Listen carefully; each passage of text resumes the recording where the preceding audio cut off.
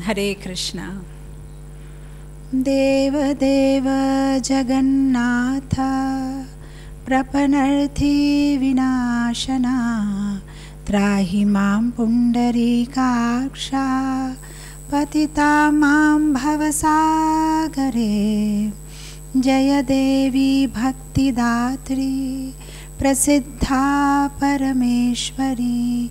జయ దేవి సుభద్రా త్వాం సర్వేషాం భద్రదాయినే. నమస్తే తు హలగ్రాహ నమస్తే మూసలాయుధ నమస్తే రేవతీకాంత నమస్తే భక్తవత్సలా.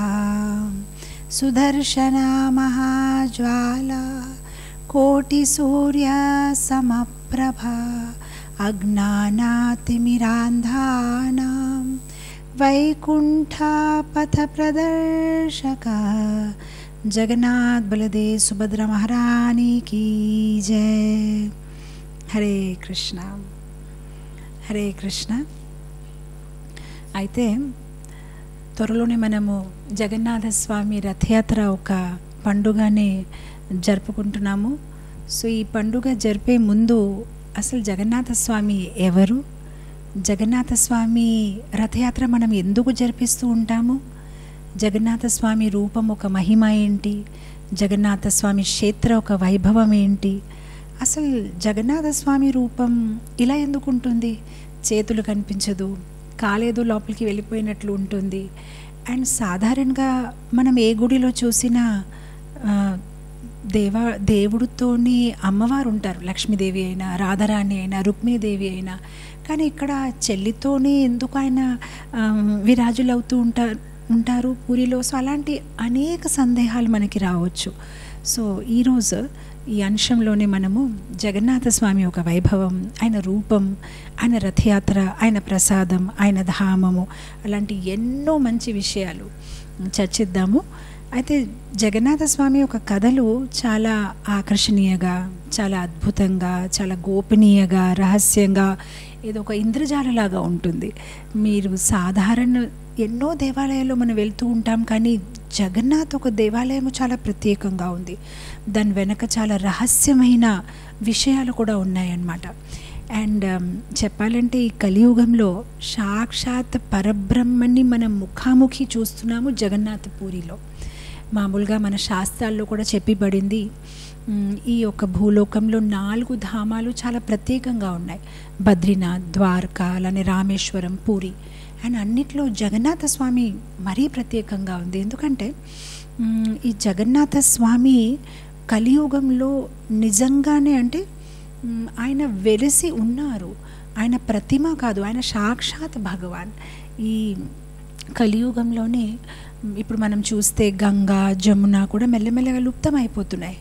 కానీ 3 రూపంలోనే భగవంతుడు సాక్షాత్తంగా కలియుగంలో జీవుల్ని తరించడానికి ఉన్నారంటే నార్త్ ఇండియాలో గోవర్ధన్, మన దక్షిణ భారత్లో బాలాజీ, అని అలానే ఈస్ట్లోని జగన్నాథ స్వామి. ఆయన అందరికీ దీవించడానికి ఆయన ఉన్నారనమాట. సో మామూలుగానే ఆచార్యులు అంటూ ఉంటారనమాట, భగవంతుడు ఒక దీనాచార్య ఎలా ఉంటుందంటే ఆయన పొద్దున బద్రీనాథ్లో స్నానం చేస్తారు. ఎందుకంటే బద్రీనాథ్ ఒక పవిత్ర నదుల తాలూకా ఆవిర్భావ స్థలము, గంగా, జమున.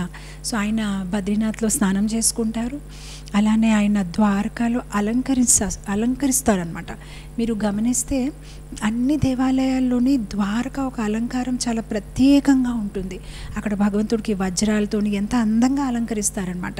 సో బద్రీనాథ్లో స్నానము, ద్వారకాలో అలంకరించడము, అలానే జగన్నాథ్పురిలో తినడము, ప్రసాదం స్వీకరించడము, అయోధ్యలో పరిపాలించడం. ఎందుకంటే శ్రీరాముల వారు ఆయన చాలా గొప్ప రాజు. సో అక్కడ పరిపాలించడము, తిరుపతిలో సంపాదించడము, అండ్ రంగనాథ స్వామి శయనించడం అన్నమాట. ఆయన అనంతశేషులో అక్కడ శయనిస్తారనమాట. సో ఈ జగన్నాథ స్వామి యొక్క రూపము చాలా చాలా ప్రత్యేకంగా ఉంది. అయితే ఈ కథలు కొన్ని డిఫరెంట్గా ఉంటాయి. సో మనం చాలా శ్రద్ధతో, విశ్వాసంతో ఆలకించాలి. ఎందుకంటే మనకు అనిపించవచ్చు అలా కూడా జరుగుతుందా, అలా అవ్వచ్చా అని మనకి కొన్ని సందేహాలు రావచ్చు. కానీ ఈ జగన్నాథపురి ధామ్ గురించి, ఈ జగన్నాథ ఒక రూపం గురించి స్కంద పురాణంలో చాలా వివరంగా ఆచార్యులు దాని గురించి రాసి ఉన్నారనమాట. సో మనము చాలా భావంతో, విశ్వాసంతో శ్రవణం చేయాలి. మనం ఎప్పుడైతే కృష్ణ కథని చక్కగా శ్రవణం చేస్తామో మనకి భగవంతుడి పట్ల ఆకర్షణ పెరుగుతుంది. ఈ భౌతిక ప్రపంచంలో ఉన్న ఆకర్షణలు ఏదైతే ఉన్నాయో అది తగ్గిపోతాయి, భౌతిక వాంఛలు తగ్గిపోతాయి, భక్తుల పట్ల సాఖ్యం పెరుగుతుంది, భౌతిక కష్టాలు తగ్గిపోతాయి. మనం సంతోషంగా, సంతృప్తిగా, హ్యాపీగా, ప్రశాంతంగా ఉండొచ్చు. సో భగవంతుడి తాలూకా నామ, కథ, రూపము ఇదన్నీ చాలా స్పెషల్. ఎప్పుడైతే మనం భగవంతుడు ఒక దివ్యమంగళ స్వరూపాన్ని చూస్తాము, ఆయన ప్రసాదాన్ని స్వీకరిస్తాము, ఆయన కథలు వింటాము, ఆయన భక్తులతో సాంగత్యం చేసుకుంటాము, ఇదంతా మన ఆధ్యాత్మిక జీవితంలో చాలా ఇంపార్టెంట్, విలువైన విషయాలన్నమాట. సో ఎప్పుడైనా మనం చూస్తే భగవంతుడు అనేక అవతారాల్లో వస్తారు. ఎన్ని అవతారాలు అంటే మనం చెప్పలేము. ఎలా అయితే సముద్రంలో ఎన్ని తరంగాలు ఉన్నాయని ఎవరు లెక్క పెట్టలేరు, అలానే భగవంతుడు అనేక అవతారాల్లో వస్తారు. ఆయన అవతారాలు ఎలా ఉంటాయంటే ఆచార్యులు అంటారు గుణావతార్, రూపావతార్, లీలావతార్, సత్యావేశావతార్, దశావతార్, ఇలాంటి ఎన్నో అవతారాలు ఉన్నాయి. అయితే అన్ని అవతారాల్లోని జగన్నాథ స్వామి లీలా అవతార్ అనమాట. అనేక అద్భుతమైన లీలలు ఆయన చేస్తూ ఉంటారనమాట. సో ఈ జగన్నాథ అవతారము అసలు ఎందుకు వచ్చింది? మామూలుగా మనము అన్ని అవతారాలు ఒకసారి ఆలకిస్తే భగవంతుడు వస్తారు, భక్తుడు ఒక పిలుపు మేరకే. లైక్ నరసింహ రూపంలో వచ్చారు. ఎందుకు వచ్చారు? ప్రహ్లాద పిలిచాడు. ఆయన చైతన్య మహాప్రభు అవతారంలో వచ్చారు. ఎందుకు వచ్చారు? అద్వైత ఆచార్య పిలిచారు. ఆయన కృష్ణ అవతారంలో వచ్చారు. ఎందుకు వచ్చారు? కృష్ణ సుతప వాళ్ళు ఎన్నో సంవత్సరాలు తపస్య చేసినప్పటికీ భగవంతుడు ఆ రూపంలో అవతరించారు. అలాంటప్పుడు జగన్నాథ స్వామి రూపంలో ఆయన ఎందుకు అవతరించారు? ఎవరు పిలిచారు ఆయన్ని? అయితే శాస్త్రాలు అంటారు ఆయన జగన్నాథ స్వామి రూపంలో వచ్చే కారణాలు 4 ఉన్నాయి. ఒకటేంటంటే బ్రహ్మదేవుడు పిలిచారు, ఒకటేంటంటే పార్వతీదేవి పిలిచారు, ఒకరేంటంటే నారదముని పిలిచారు, అండ్ మరి ఇంకొకరి కోసం ఆయన వచ్చారు. అతను ఎవరంటే ఇంద్రద్యుమ్న మహారాజ్. సో బ్రహ్మదేవుడు ఎందుకు భగవంతుడిని పిలిచారు? అయితే స్కంద పురాణంలో అంటారు ఎప్పుడైతే బ్రహ్మదేవుడికి సృష్టి పని అప్పచెప్పడం జరిగింది, ఆయన ఈ జీవులందరినీ సృష్టిస్తున్నారు, అప్పుడు ఆయనకు ఒక ఆలోచన వచ్చింది. ఈ జీవులందరినీ నేను సృష్టిస్తున్నాను, కానీ వాళ్ళు ఎల్లప్పుడూ బాధపడుతూ ఉంటారు. ఈ ప్రపంచంలో ఆధ్యాత్మిక్, ఆది భౌతిక్, ఆది దేవిక్ ఎన్నో కష్టాలు ఉంటాయి. ఒక్కొక్కసారి ప్రకృతి మనకి కష్టాలు ఇస్తూ ఉంటుంది, అర్త్క్వేక్, ఈ మధ్యకాలంలో కరోనా వచ్చింది, అలాంటి ఏదో ఒక రోగాలు, లేదంటే మన శరీరంతో మనకి కష్టం ఉంటుంది, ఏదో ఒక అనారోగ్యంగా ఉండడం, లేదంటే మన చుట్టుపక్కల వాళ్ళు మనకి ఏదో ఒకటి బాధ కలిగిస్తూ ఉంటారు. అలా బయట జీవులు, లేదంటే మన శరీరము, లేదంటే ప్రకృతి ద్వారా మనం చాలా పీడితులు. అలా ఆయన ఎప్పుడు చూసినా దాహం వేస్తుంది, ఆకలి వేస్తుంది, అండ్ అనర్థాలు, కామ, క్రోధ, మోహ, మద, మత్సర్య అలాంటి ఎన్నో అనర్థాలతో కూడా మనము గురి అయి ఉన్నామన్నమాట. సో బ్రహ్మదేవుడు అనుకున్నారనమాట, వీళ్ళని సృష్టించి లాభం ఏంటి? వాళ్ళు ఎల్లప్పుడూ తప్పిస్తూ ఉంటారు, దీని పరిష్కారం ఏంటి? వాళ్ళకి ముక్తి అనేది ఎలా లభిస్తుంది? సో వాళ్ళ కోసం తప్పిస్తూ బ్రహ్మదేవుడు ఏం చేశారంటే ఆయన చాలా కాలం తపస్య చేసుకున్నారు. చివరికి ఆయన తపస్యకి భగవంతుడు వచ్చి నీకేం కావాలి కోరుకో అంటే, నాకు కావాల్సింది ఒకటే, ఈ జీవులందరూ తరించాలి, వాళ్ళ కోసం ఏదైనా పరిష్కారం చెప్పండి. ఎందుకంటే ఈ యొక్క ప్లానెట్లో, అంటే ఈ యొక్క భూలోకంలో శాశ్వతమైన ఆనందం అయితే లేదు, ఎల్లప్పుడూ అందరూ సఫర్ అవుతూ ఉంటారు. సో అప్పుడు భగవంతుడు అన్నారు, అయితే నువ్వేం భయపడొద్దు, ఈ ఒక భూప్రపంచంలో కూడా ఒక లోకం ఉంది. ఏ లోకంలో అయితే నేను ఎల్లప్పుడూ విరాజులై ఉంటాను, అండ్ ఎవరైతే నాకు అక్కడ దర్శనం చేస్తారో, నన్ను అక్కడ పూజిస్తారో వాళ్ళకి ముక్తి అనేది లభిస్తుంది. అప్పుడు బ్రహ్మ అడిగారనమాట, ఎక్కడుంది ఆ ప్రదేశం? అప్పుడు భగవంతుడు అన్నారనమాట, నీలాచల ధామ్. ఈ నీలాచల ధామ్లో ఎవరైతే జీవులు వెళ్తారో, నన్ను అక్కడ దర్శనం చేస్తారో, వాళ్ళు మళ్ళీ పునర్జన్మం తీసుకునే అవసరం అనేది ఉండదు. సో అప్పుడు బ్రహ్మదేవుడు ఇంకా ఆగకుండా, నేను వెంటనే వెళ్ళి చూడాలి, మీరు అక్కడ ఎలా ఉన్నారు? సో అప్పుడు భగవంతుడు అన్నారనమాట, అయితే నీ యొక్క కాలంలోనే 50 సంవత్సరాలు నేను నీలమాధవ రూపంలో ఉంటాను. అండ్ తర్వాత 50 సంవత్సరాలు నేను దారు బ్రహ్మ అంటే చక్క మూర్తి రూపంలో ఉంటానన్నమాట. సో అప్పుడు ఆయన చాలా హ్యాపీ అయిపోయి బ్రహ్మ వెంటనే ఆ ఒక ప్రదేశానికి వెళ్ళి చూశారనమాట. ఇదా నీలాచల ప్రదేశం అంటే ఇలా ఉంటుందా, నీలమాధవ్ అంటే ఇలా ఉంటుందా. సో అలా బ్రహ్మ రిక్వెస్ట్ చేశారు కనుక భగవంతుడు ఈ యొక్క రూపంలో వచ్చారు. అలానే ఇంకొకరు రిక్వెస్ట్ చేశారు, అది ఎవరంటే నారద ముని. సో నారద ముని ఏ సందర్భంలో భగవంతుడికి ఆ విజ్ఞప్తి చేశారంటే, అది మనం అర్థం చేసుకోవాలంటే మనం ద్వాపరయుగంకి వెళ్ళిపోవాలి. సో ద్వాపరయుగంలో ఒకసారి ఏమైందంటే, మనందరికీ తెలుసు భగవంతుడు ద్వారకలో నివసించేవారు. అక్కడ ఆయనకి 16,108 రాణిలు ఉండేవారు. ఆయన రాణిలతో ఆయన చాలా ఆనందంగా ఉన్నారు. కాకపోతే ఒకసారి ఈ రాణిలందరూ సమావేశమై ఒక మాట చర్చించారు. మనము భగవంతుడిని ఇంత చక్కగా సేవిస్తూ ఉన్నప్పటికైనా ఆయన రోజు రాత్రి ఏదో ఒకటి కలవరుస్తూ ఉంటారు. ఆయన ఒక కళలో ఆయన రాధా రాధా గోపి గోపి అని చెప్తూ ఉంటారు.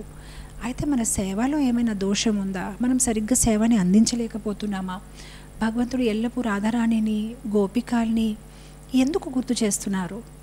సో వీళ్ళందరూ ఇలా మాట్లాడుతూ ఉంటే వాళ్ళకు ఒక ఆలోచన వచ్చింది, ఒకసారి మనం వెళ్ళి రోహిణి మాతని అడగాలి. ఎందుకంటే బృందావన్లో కృష్ణుడు ఉన్నప్పుడు రోహిణి మాత అక్కడే ఉన్నారు. బహుశా ఆవిడ మనకి చెప్పగలుగుతారేమో ఆ రాధారాణిలోని ఆ గోపికల్లోని స్పెషాలిటీ ఏంటి అని. సో వాళ్ళందరూ వెళ్ళారు రోహిణీదేవి దగ్గర. మాకు కృష్ణుడు బృందావన్ ఒక కథలు, ఆయన ఒక బాల్య లీలలు మాకు చెప్పండి, మాకు చాలా ఆసక్తిగా ఉంది వినాలని. అప్పుడు రోహిణి మాత వెంటనే అన్నారు, మీ కాపురాలు ప్రశాంతంగా జరుగుతున్నాయి కదా, ఎందుకు దాన్ని ఆటంకం తీసుకువస్తున్నారు. దాంట్లో ఆటంకం ఏంటి అంటే మీకు అర్థం అవ్వట్లేదా, ఎప్పుడైతే కృష్ణుడు బృందావన్ గురించి వింటారో మీ అందరినీ వదిలేసి ఆయన మళ్ళీ బృందావన్ వెళ్ళిపోతారేమో, ఆయనకి ఎందుకు మళ్ళీ గుర్తు తెచ్చుకోవాలి అని. వీళ్ళకి ఇంకా కుతూహలం పెరిగింది. అంత స్పెషల్గా ఏముంది బృందావన్ గురించి మాట్లాడితేనే కృష్ణుడు వెళ్ళిపోతారని మీరు అంటున్నారు అని మాకు వినాలని ఉంది. అప్పుడు వీళ్ళందరూ ఒక యుక్తి చేసుకుంటారు, సరే అయితే మీరు కథ చెప్పండి కానీ కృష్ణుడు వినుకుంటూ ఉంటారని, అది మా బాధ్యత. సో వీళ్ళందరూ ఏం చేశారంటే ఆ 16,108 రాణిలు వీళ్ళందరూ ఒక గదిలో కూర్చున్నారు. అండ్ కూర్చున్న తర్వాత సుభద్రాదేవికి చెప్పారనమాట, నువ్వు కాపులు కాసుకో, నువ్వు డోర్ దగ్గర ఉండాలి, కృష్ణుడు రాకుండా చూడు. సుభద్రాదేవి ఒప్పుకున్నారు. ఆవిడ డోర్ దగ్గర ఉన్నారు. వీళ్ళందరూ గదిలో కూర్చున్నారు. రోహిణీదేవి ఒక తర్వాత ఒకటి మంచి కథలు చెప్తున్నారు, బాల్యలీలలు, కృష్ణుడు ఏం చేశారు, ఎలా ఏం జరిగింది అని. చాలా ఆనందమైన పరివేశం అన్నమాట. సో ఇక్కడ సుభద్రాదేవి వింటూ ఆవిడ కొంచెం ముగ్ధమైపోయింది. అంటే దూరంగా ఉన్నారు కదా, కాస్త దగ్గరికి వెళ్ళి విందామని ఆవిడ కొంచెం లోపలికి అడుగేసి అలా వింటూ ఆవిడ ముగ్ధం అయిపోయి ఇంకా చూడడం మానేసింది, ఎవరు వస్తున్నారు ఎవరు వెళ్తున్నారని. ఆ లోపల ఏమైందంటే కృష్ణుడు ఆయన ఒక సభలో ఉన్నారు.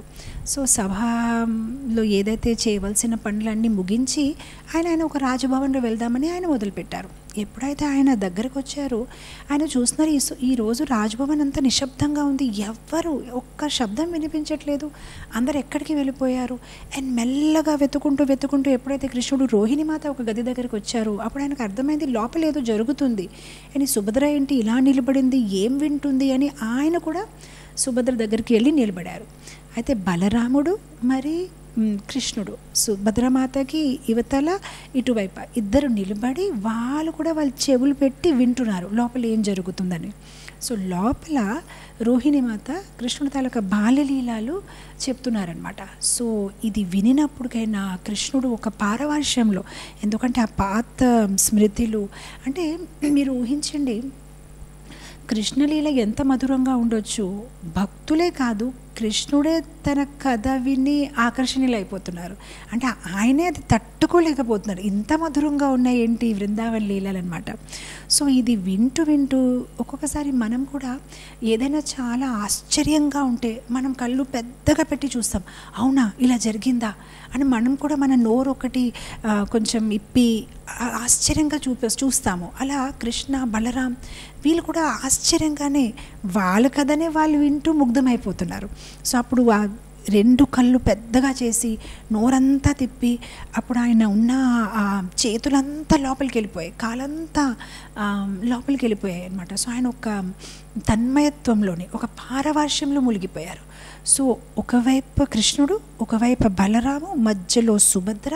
ఆవిడ అసలు ఇంకా అలా లోపలికి చిక్కిపోయి ఉందనమాట. వాళ్ళిద్దరు ఇలా ఒక పారవార్శ్యంలో ఉన్నారనమాట. సో ఆ ఒక భావం ఏదైతే కృష్ణుడు ప్రదర్శించారు, ఆయన సొంత కథలు వినినప్పుడు దాన్ని శాస్త్రాలు మహాభావ ప్రకాశ రూపం అని అంటారు. అది చాలా అద్భుతమైన రూపం, అది అందరూ చూడలేరు, అది చాలా అరుదైన రూపం. అంటే మనకి రోజుమారు కనిపించిన రూపం కాదు, ఎప్పుడో ఒకసారి కృష్ణుడు ఆ రూపాన్ని ప్రకటిస్తారు. సో ఆ సమయంలో అక్కడ ఎవరు చూడలేదు, లోపల అందరూ ముగ్ధమై ఉన్నారు, వాళ్ళందరూ ఆ లీలా కథ శ్రవణంలో ముగ్ధమై ఉన్నారు, కృష్ణుడు వింటున్నారని ఎవరు గమనించలేదు. అండ్ ఇక్కడ బయట ఏం జరుగుతుందంటే ఆ చేతులు కూడించి కాలు కూడించి అన్న తమ్ముడు చెల్లితోని అలా ఉండిపోయారు వాళ్ళు. ఆ లోపల ఏంటంటే నారాయణ్ నారాయణ్ అని వాయిస్ వినిపించింది. ఇప్పుడు నారాయణ్ నారాయణ్ అంటే ఎవరంటారంటే నారదముని. సో ఎప్పుడైతే నారదముని నారాయణ్ నారాయణ్ చెప్పడం మొదలుపెట్టారు, వీళ్ళు ఇంకా కొంచెము దాని నుంచి బయటికి వచ్చేసారు, ఎవరు ఇది చూస్తున్నారని. అప్పుడు నారదముని అన్నారనమాట, నేను చూసేసాను, ఈ అద్భుతమైన రూపం నేను చూసేసాను. సో అప్పుడు కృష్ణుడు అన్నారు, ఆపు ఇంకా మా వాళ్ళకి చెప్పొద్దంటే నారదుని తప్పకుండా చెప్తాను, నేను ఎందుకు చెప్పకూడదు అని, అందరి ఈ ఒక రూపాన్ని చూడాలి అని. అప్పుడు కృష్ణుడు అంటారు, లేదు ఈ రూపం చాలా అరుదైన చాలా స్పెషల్ రూపం, ఇది అందరి కోసం కాదు. సో నారదముని అన్నారనమాట, లేదు నేను చెప్పవలసిందే. అప్పుడు కృష్ణుడు అన్నారు, నువ్వు లోపలి వెళ్ళి ఈ మాట చెప్పావనుకో వాళ్ళు కథ ఆపేస్తారు, నాకు ఇంకా కథ వినాలని ఉంది, నువ్వు దయచేసి దీనికి ఆటంకం తీసుకురావద్దు. అప్పుడు వెంటనే నారదముని అడిగారనమాట, అయితే నాకేంటి లాభం, దానివల్ల నాకేంటి? అప్పుడు కృష్ణుడు, సరే అయితే నువ్వు ఒక్క అవకాశాన్ని కూడా వదలవే, సరే ఏం కావాలి కోరుకో. అప్పుడు నారదముని అన్నారు, అయితే నాకు ఒక కోరిక ఉంది, ఆ కోరిక ఏంటంటే మీ ఒక రూపాన్ని అందరు జీవులు చూడాలి, ఏ జీవులైతే ఈ యొక్క దివ్యమంగళ స్వరూపాన్ని దర్శిస్తారో వాళ్ళందరూ తరించాలి, అదే నాకు కావాలి స్వామి, ఇంకా నాకేమీ వద్దు. అప్పుడు భగవంతుడు చాలా ఇంప్రెస్ అయిపోతారు, ఎందుకంటే నిస్వార్థమైన కోరిక, అతని సొంతంగా తన కోసం ఏం అడగలేదు, జీవులందరి కోసం అడిగారు. అందుకోసమే కదా నారదముని ప్రపంచానికి ఆధ్యాత్మిక గురు, ఆయన అందరినీ ఎలా తరించాలని ఎల్లప్పుడూ అదే ఆలోచిస్తూ ఉంటారనమాట. సో అప్పుడు వెంటనే అయితే సరే నేను నీకు దీవిస్తున్నాను, తప్పకుండా నేను ఈ యొక్క రూపాన్ని అందరికీ చూపిస్తాను, కానీ ఇప్పుడే కాదు, దానికి కొంచెం సమయం ఉంది. సో నారదమునికి మాట ఇచ్చారు. సో ఈ జగన్నాథ రూపంలో ఆయన వచ్చారు నారదముని కోసం, నారదమునికి మాట ఇచ్చారు కనుక ఈ జగన్నాథ రూపంలో వచ్చారు ఆయన బ్రహ్మదేవుడి కోసం, ఎందుకంటే బ్రహ్మదేవుడికి మాట ఇచ్చారు. అలానే ఈ జగన్నాథ రూపంలో ఆయన వచ్చారు ఇంద్రద్యుమ్న మహారాజు కోసం. ఇప్పుడు ఇంద్రద్యుమ్న మహారాజు ఎవరంటే ఆయన ఒక రాజరిషి, అంటే ఆయన పుట్టగా క్షత్రియుడు, కానీ ఆయన ఒక హావభావాలు ఒక బ్రాహ్మణ్ లాగా ఎల్లప్పుడూ భగవంతుడిని పూజిస్తూ పౌరుల్ని చక్కగా చూస్తూ న్యాయంతో పరిపాలిస్తూ ఇంత చక్కని రాజా అనమాట. అందరూ ఆయన చాలా ఇష్టపడేవారు. అలా ఆయనకి దేవుడు అంటే ఎంతో భక్తి. ఆయన ఎల్లప్పుడూ ఆయనకి ఖాళీ సమయంలోనే సాధువులందరినీ పిలిచేసి శాస్త్రం నుంచి వినేవారనమాట. సో ఒకరోజు వింటూ ఇంద్రద్యుమ్న మహారాజ్కి ఏడుపు వచ్చేసింది. సో సభలో ఉన్న అందరూ ఆగిపోయారు. ఏమైంది మహారాజ్? ఏమీ లేదు, నేనెంత పాపేశ్వరుడిని, నేను భగవంతుడిని ఎందుకు ముఖాముఖి చూడలేకపోతున్నాను, నేను భగవంతుడి గురించి వింటున్నాను, కానీ నాకు భగవంతుడికి చూడాలనే ఉంది. భగవంతుడు అసలు ఉన్నారా, లేదంటే ఈ దేహాన్ని త్యాగం చేసిన తర్వాతే ఆయన దర్శనం చేయగలుగుతానా, నేను ఆయనకి ఎప్పటికైనా ముఖాముఖి చూడగలుగుతానా అని అలాంటి ప్రశ్నలు ఆయన ఎల్లప్పుడూ వేసేవారనమాట. కానీ దానికి సమాధానం ఎవరు చెప్పలేకపోయేవారు. కానీ ఒకసారి వాళ్ళ ఒక సభలోనే ఒక సాధువు వచ్చాడు. సో ఇలా మాట్లాడుతూ ఉంటే ఆ సాధువు అన్నాడు, ఈ భూలోకంలో కూడా భగవంతుడు విరాజితులై ఉన్నారు, అదొక అందమైన ప్రదేశము, అదొక నీలరంగ ఏమంటారు కొండ మీద ఒక నీలరంగ గుహ లోపల నీలమాధవ రూపంలోని భగవంతుడు ఉన్నారు. సో ఎవరైనా జీవులు ఆయన ఒక దర్శనం చేస్తే వాళ్ళకి మరీ జన్మం ఉండదు. అయితే ఈ ప్రదేశం ఎక్కడుంది? సో సాధువు అన్నాడు, ఎక్కడుంది అని నేను జియోగ్రఫికల్గా చెప్పలేదు, కాకపోతే నా గురుగారు చెప్పి వెళ్ళారనమాట. తప్పకుండా భగవంతుడు అయితే ఉన్నారు, కానీ ఈ నీల కొండ ఎక్కడుంది, ఈ నీలాద్రి ప్రదేశం ఎక్కడుంది అది నేను చెప్పలేకపోతున్నాను. సో ఎప్పుడైతే ఇంద్రద్యుమ్న మహారాజు ఇది విన్నారు, ఇంకా అయిపోయింది. ఆయన ఇప్పుడు మొదలుపెట్టారు. ఆయన ఒక సైనికులు, ఆయన ఒక సేనాపతి, ఆయన మినిస్టర్స్ అందరికీ. అయితే మీరు వెతకడం మొదలుపెట్టండి. ఈ భూలోకంలోనే ఉంది అని అంటున్నారు కదా, అయితే కింద పైన మీరు అన్ని ప్రదేశాలకు వెళ్ళిపోండి. మీ గుర్రాలు, ఏనుగులు మీ దగ్గర ఏముంటే అందరూ వెళ్ళండి. ఈ ప్రదేశాన్ని అందరూ వెతుకోండి. ఎక్కడున్నారు నా నీలిమాధవ్ని నేను దర్శనం చేయాలి. సో అప్పుడు అందరూ మొదలుపెట్టారు. సో ఆ రోజుల్లోని ట్రాన్స్పోర్ట్ ఫెసిలిటీస్ అంత ఫాస్ట్గా అయితే ఏమీ లేదు. గుర్రాలపైన, కొందరు నడుస్తూ, కొందరు రథాలపైన అలా బయలుదేరారు. కొన్ని నెలల పాటు అందరూ వెతుకుంటున్నారు, కానీ నిష్ఫలంగా అందరూ వెనక్కి వచ్చేసారు. కానీ ఒక్కడు మాత్రం ఇంకా తిరిగి రాలేదు. తను ఎవరంటే విద్యాపతి, తను సేనాపతి వాళ్ళ ఒక రాజ్యంలోనే. తను ఇంకా రాలేదు. అందరికీ తన మీద ఆశ ఉంది. ఎన్ని రోజుల నుంచి తను రాలేదు కనుక మేబీ తనకి నీలమాధవ్ ఒక ఇది దొరికిందేమో, అడ్రస్ దొరికిందేమో అని అందరూ వేచి ఉన్నారు.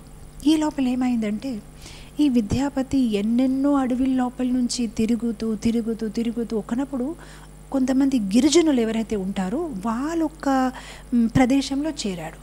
ఆయనకి చాలా దాహం వేసింది. అక్కడ చూస్తే తినడానికైనా తాగడానికి ఏమీ లేదు.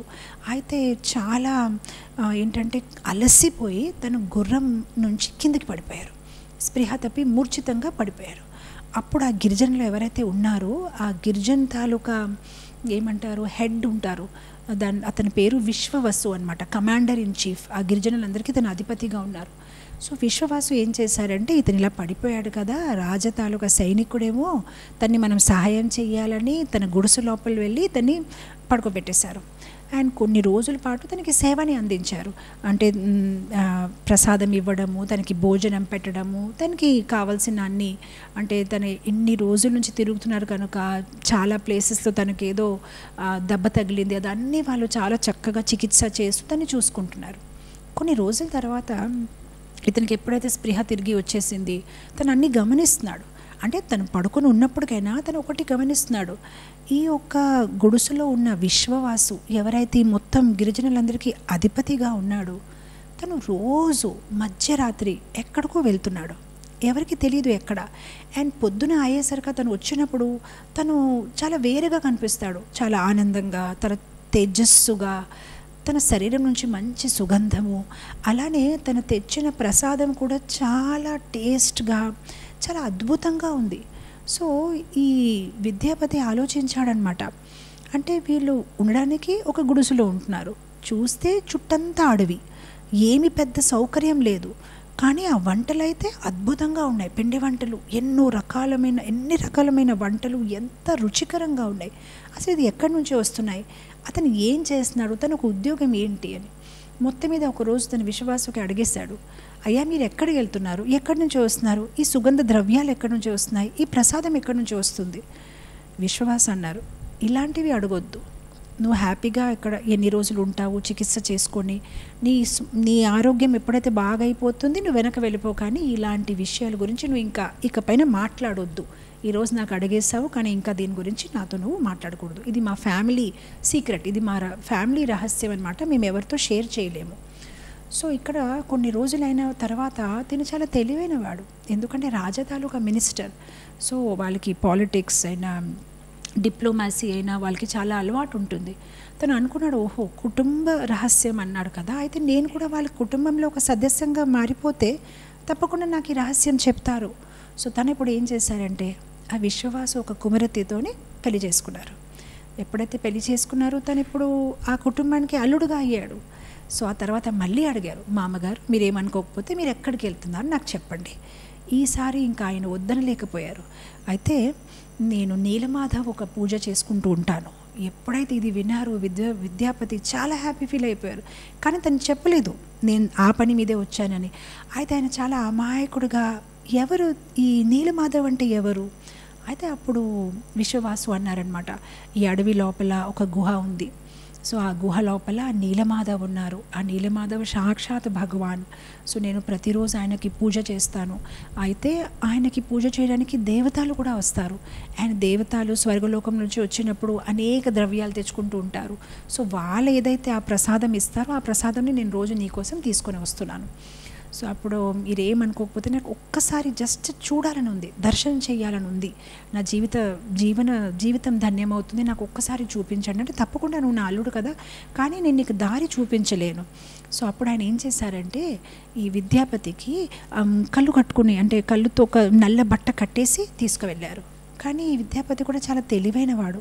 తను ఏం చేశారంటే తన పాకెట్లో కొన్ని ఆవాలు ఉంచేశాడు.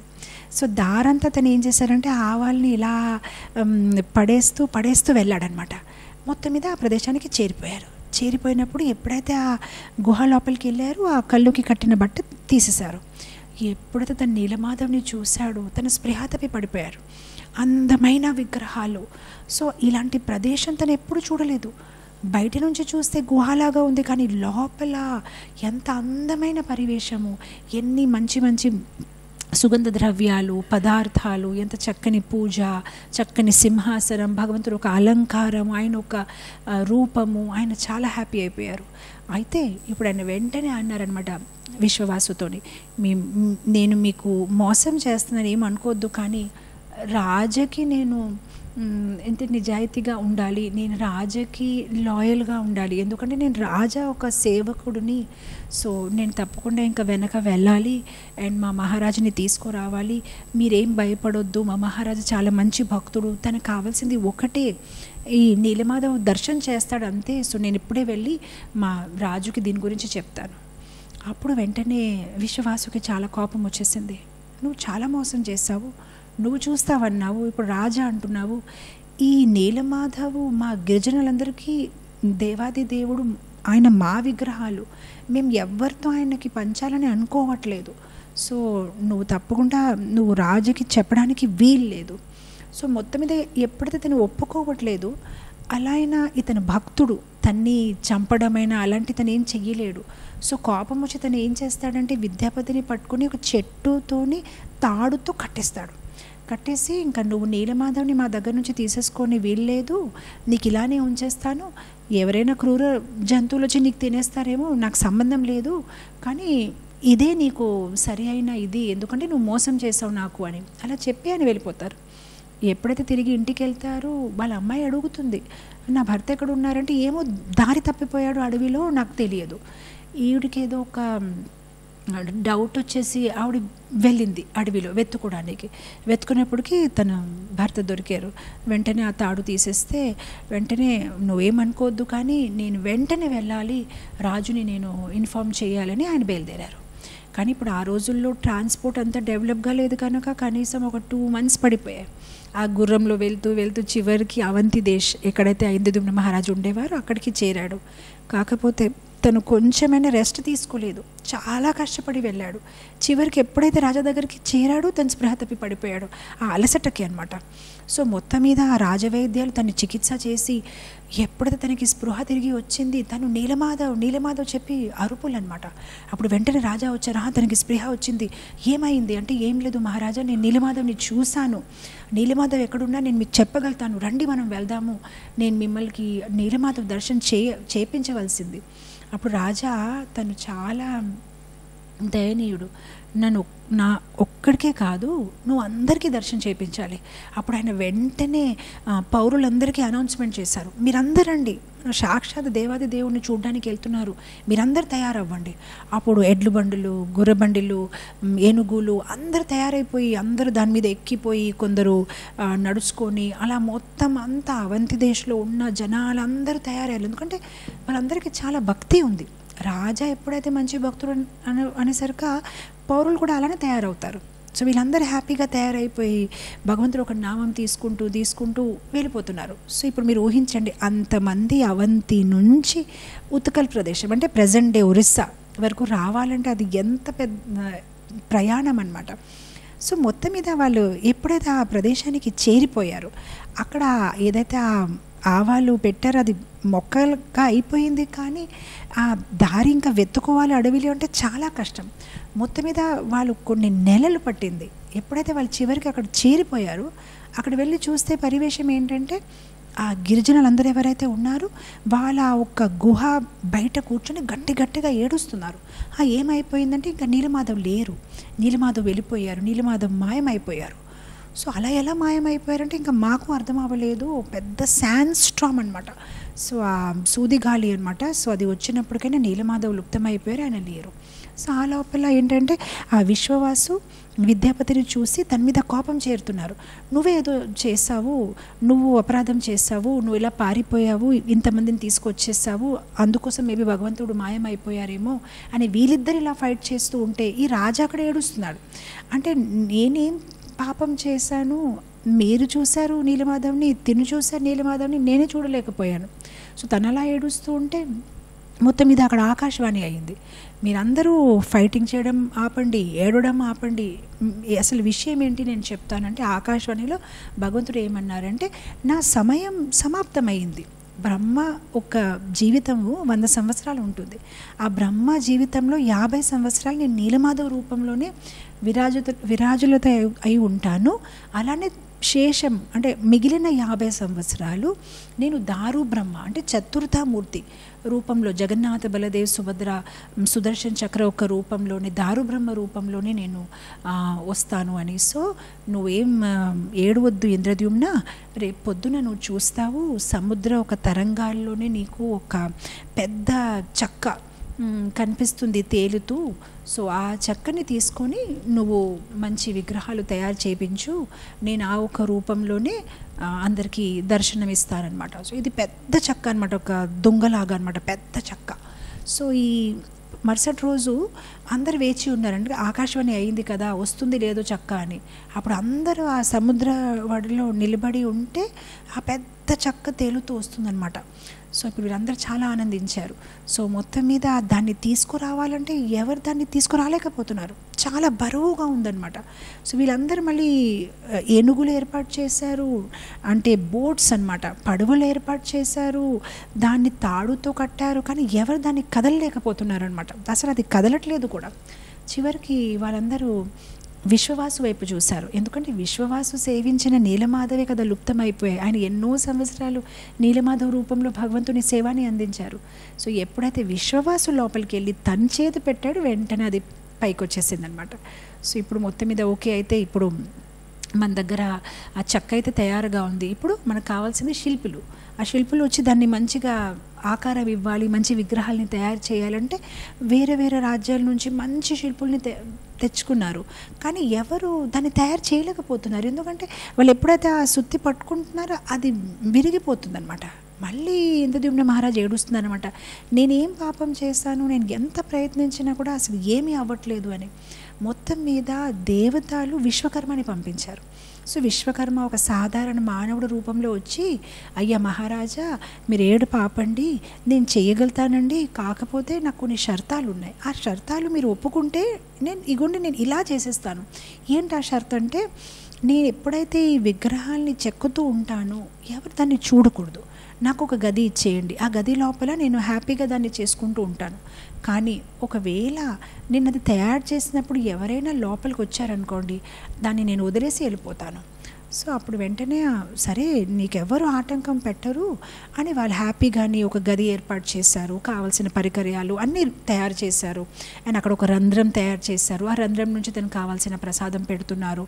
అండ్ ఇలా భగవంతుడు ఒక విగ్రహం చెక్కడం మొదలయ్యింది. సో అందరు చాలా హ్యాపీగా ఉన్నారు. ఇప్పుడు ఈ రాజాకి చాలా కుతూహలం, ఎందుకంటే ఎన్నెన్నో సంవత్సరాల నుంచి ఆయన పరబ్రహ్మని ముఖాముఖి చూద్దామని వేచి ఉన్నారు కనుక ఎప్పుడైపోతుందని ఆయన ఏంటంటే ఆయన ఒక రాజ్య సభ ఏదైతే ఉంటుంది ఆ ఒక గది బయట పెట్టుకుంటున్నారు. ఆయన అసలు ఆ గది తలుపు బయటే ఉండిపోతున్నారు, ఆయన ఎక్కడికి వెళ్ళట్లేదు, భోజనం అక్కడే, పడుకోవడం అక్కడే. ఆయన అస్తమానం ఏంటంటే లోపల నుంచి వచ్చిన ఆ శబ్దం వింటున్నారనమాట. సో లోపల శిల్పి ఎప్పుడైతే చెక్కుతున్నాడో అక్కడ శబ్దం వస్తుందన్నమాట, దాన్ని తయారు చేసే శబ్దం. అది రాజాకి ఎంత ఆనందాన్ని ప్రసాదిస్తుంది. విగ్రహం తయారైపోతుంది విగ్రహం. అలా కొన్ని రోజులు గడిచిపోయాయి.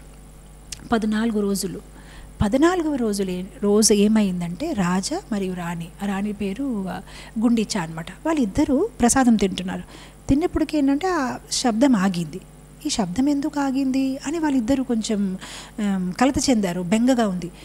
ఏం లేదు, ఏదో తయారు చేస్తున్నారేమో, కానీ కొంతసేపు తర్వాత ఇంకా శబ్దం మళ్ళీ రావట్లేదు, ఆ శబ్దం వినిపించట్లేదు. సో రోజంతా వేచి చూశారు ఏదో అయిపోయిందా అని. ఆ లోపల రాజా అనుకున్నారు, బహుశా తను చాలా ముసలాయన కదా, చనిపోయాడా, లోపల ఏమైనా జరిగిందా, తనకి ఏమైనా కావాలేమో అని వాళ్ళు ఆలోచిస్తున్నారు. అప్పుడు ఆ రోజుల్లో రాజా ఏం చేసినా కూడా వాళ్ళ మినిస్టర్స్ ఒక అడ్వైస్ తీసుకునే చేస్తారు. సో వెంటనే రాజా వాళ్ళ మినిస్టర్స్కి అడిగారు, ఏం చేద్దాం? ఏం లేదు రాజా, వేచి ఉందాము, ఒక టూ డేస్ వెయిట్ చేద్దాం, ఏమవుతుంది చూద్దామని. కానీ రాణి ఒప్పుకోలేదు. ఆవిడ పేరు గుండిచా. లేదు, నేను ఇంకొక నిమిషం కూడా వెయిట్ చేయలేను, లోపల ఏదో జరిగిందేమో, మనం 2 days వరకు వెయిట్ చేస్తే ఆ లోపల ఏదైనా అయిపోవచ్చు, లోపల మనం ఇప్పుడే చూద్దాం. సో ఎవరి మాట వినకుండా రాణి ఏం చేసింది, ఆ తలుపు తీసింది. ఎప్పుడైతే ఆ తలుపు తీసింది, లోపల ఎవ్వరు లేరు, ఖాళీ ప్రదేశం. ఎవరైతే ఆ శిల్పి తను కూడా మాయమై ఉన్నాడు. లోపల చూస్తే ఏంటంటే ఈ విగ్రహాలు ఉన్నాయి, జగన్నాథ్, బలదేవ్, సుభద్ర విగ్రహం, ఏదైతే ఇప్పుడు మనం దర్శనం చేస్తూ ఉంటాం. కానీ ఈ రాజా, రాణి, మరి ఆ మినిస్టర్సు, పౌరులు ఈ విగ్రహాన్ని చూసి వాళ్ళందరూ ఆశ్చర్యపోయారు. ఈ విగ్రహాలు ఏంటి ఇలా ఉన్నాయి, చేతు లేదు, కాలు లేదు, ఇదేంటి ఒక రకంగా ఉంది, దానికి ఏం కళ్ళు లేదు, ఏదో రకంగా కనిపిస్తుంది, అసలు ఇది అసంపూర్ణమైన రూపము, మనం తొందరపడి తలుపు తీసేసాం కదా, బహుశా తను అలా సగంలో వదిలేసి వెళ్ళిపోయాడని వాళ్ళు ఇంకా గట్టిగా ఏడుపు అనమాట. ఎంత పని చేసేసాము, కొంతసేపు ఆగవలసింది, తను కోపం చెంది వెళ్ళిపోయాడేమో ఆ శిల్పి అని వాళ్ళు గట్టిగా ఏడుస్తున్నారనమాట. ఎప్పుడైతే వాళ్ళు ఇలా ఏడుస్తున్నారో అక్కడ నారద ముని వచ్చారు. ఆ రోజుల్లోనే అది సత్యుగ కథ కదా, సత్యుగంలోనే ఈ రాజాలందరూ ఎంత పవిత్ర మనసు కలిగి ఉండేవారు. నారద ముని, బ్రహ్మ, వీళ్ళందరూ వాళ్ళతో మాట్లాడేవారు.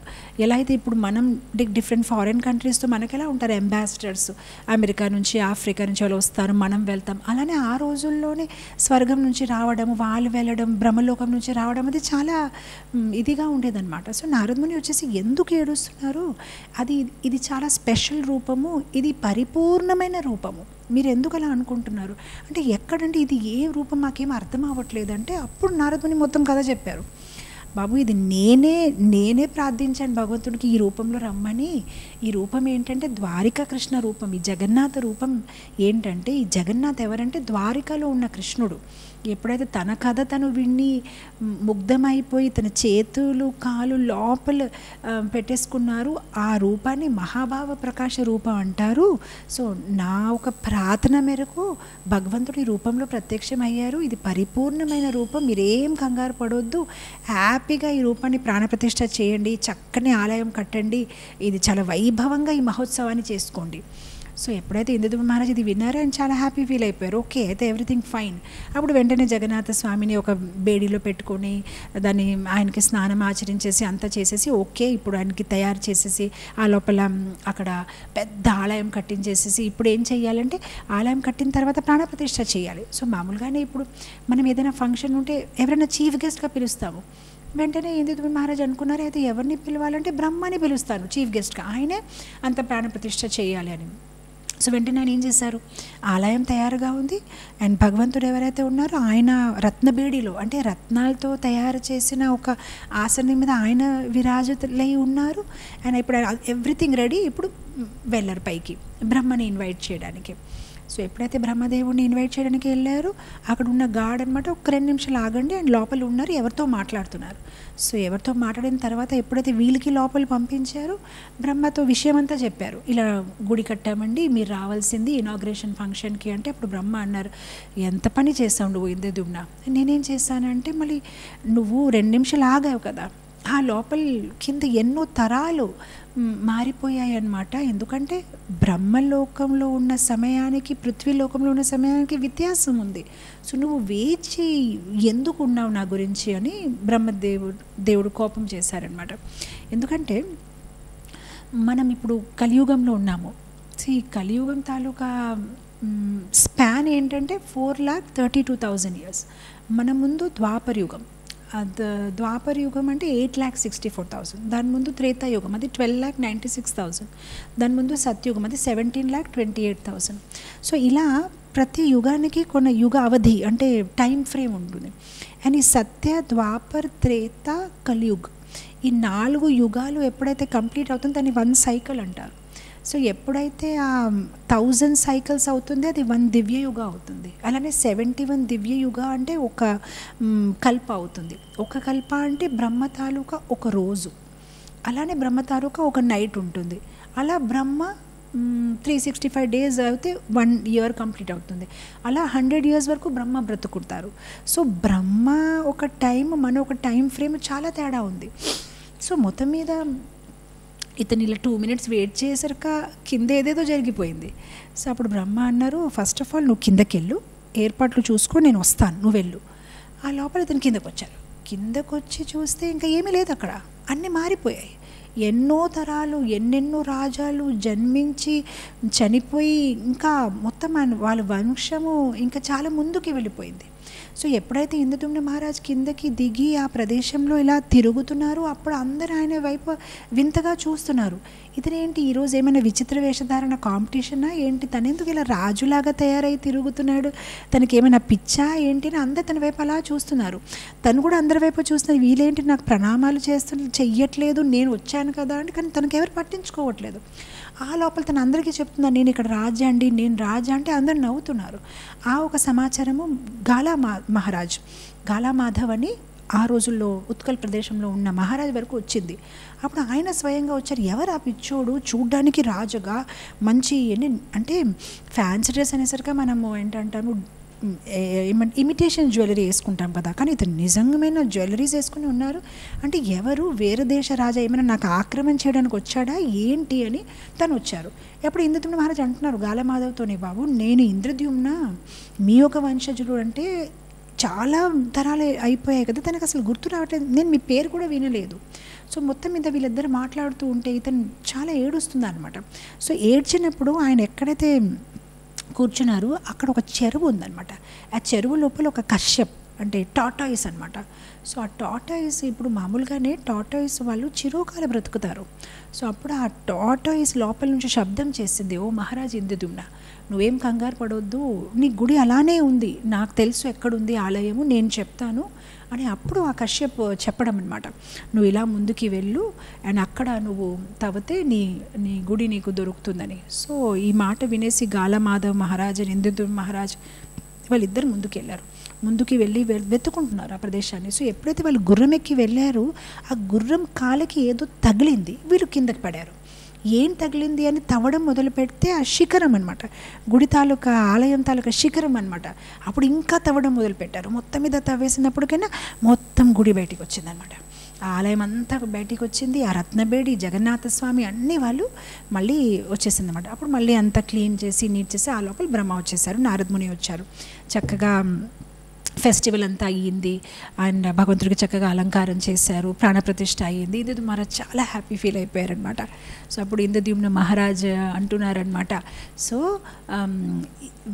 జగన్నాథ స్వామి నేను చాలా సంతోషంగా ఉన్నాను, మీరు నా సేవని స్వీకరిస్తున్నారు.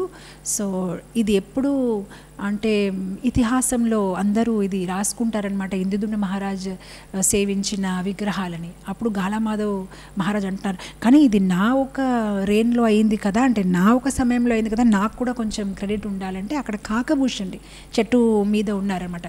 అతను వెంటనే గాలమాధవ్కి, అవును తప్పకుండా నీకు కూడా భగవంతుడు దీవిస్తారు, అలానే ఇంద్రద్యుమ్న మహారాజ్ కూడా దీవిస్తారు, మీరు ఇద్దరికి దీవిస్తారని చెప్పడం మొదలైందనమాట. సో ఇంద్రద్యుమ్న మహారాజు ఆయన ఎంత పవిత్రంగా ఉన్నారంటే విగ్రహాలు స్వయంగా ఆయనతో మాట్లాడుతున్నారు. సో అప్పుడు వెంటనే జగన్నాథ స్వామి, ఇంద్రద్యుమ్న నేను నీ సేవతో చాలా సంతోషంగా ఉన్నా, నీకేమైనా కావాలంటే కోరుకో. అప్పుడు ఇంద్రద్యుమ్న మహారాజ్ అన్నారు, అవును నాకు 3 కోరికలు ఉన్నాయి. ఏంటో 3 కోరికలు అంటే, ఒకటి నాకు కొడుకు పుట్టకూడదు.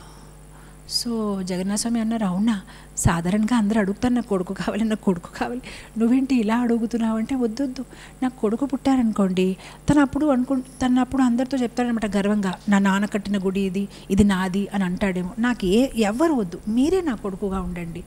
ఇంకొకటి, మీరు పడుకోకూడదు, మీరు ఎల్లప్పుడూ జీవులందరికీ దర్శనిస్తూ ఉండాలి, ఎందుకంటే ఈ ప్రపంచంలో అందరు సఫర్ అవుతూ ఉంటున్నారు. సో మీరు పడుకున్నారనుకోండి వాళ్ళు మీ యొక్క ఆశీర్వాదం నుంచి వంచితులు అవుతారు కదా, ఎల్లప్పుడూ మీరు వాళ్ళని దీవిస్తూ ఉండాలి. సో అప్పుడు జగన్నాథ స్వామి ఒప్పుకున్నారు. అందుకోసం మీరు ఇప్పటికి కూడా చూస్తే జగన్నాథ స్వామి ఒక ఆలయం, నేను అనుకోవడం ఈ ప్రపంచంలో ఒకే ఒక ఆలయం, ఈ ఆలయంలో అయితే ఓన్లీ 2 hours క్లోజ్ చేస్తారు. ఏ ఆలయమైనా రాత్రి 9 గంటల కల్లా మూసేస్తారు. కానీ జగన్నాథ స్వామి ఆలయము రాత్రి 1 గంట వరకు ఉంటుంది, ఒక్కొక్కసారి 2 గంటల వరకు. అండ్ మళ్ళీ 4 o'clock కల్లా 4:30 కల్లా వాళ్ళు మళ్ళీ ఓపెన్ చేసేస్తారనమాట. Only 2 hours. అండ్ ఆ 2 hours కూడా భగవంతుడు పడుకోరు. ఎందుకు పడుకోరంటే ఎవరైతే ఈ భూలోకంలో నివసిస్తున్నారో వాళ్ళందరికీ దర్శనం ఇస్తారు. అండ్ రాత్రిపూట 2 hours ఎప్పుడైతే ఆలయంని మూసేస్తారో అప్పుడు దేవతలు బ్రహ్మలోక, జనలోక, తపలోక, ఆ లోకాల నుంచి కూడా వాళ్ళందరూ వచ్చి జగన్నాథ స్వామిని దర్శనం చేస్తారనమాట. సో దాని రుజువు ఏంటి? దాని రుజువు 2.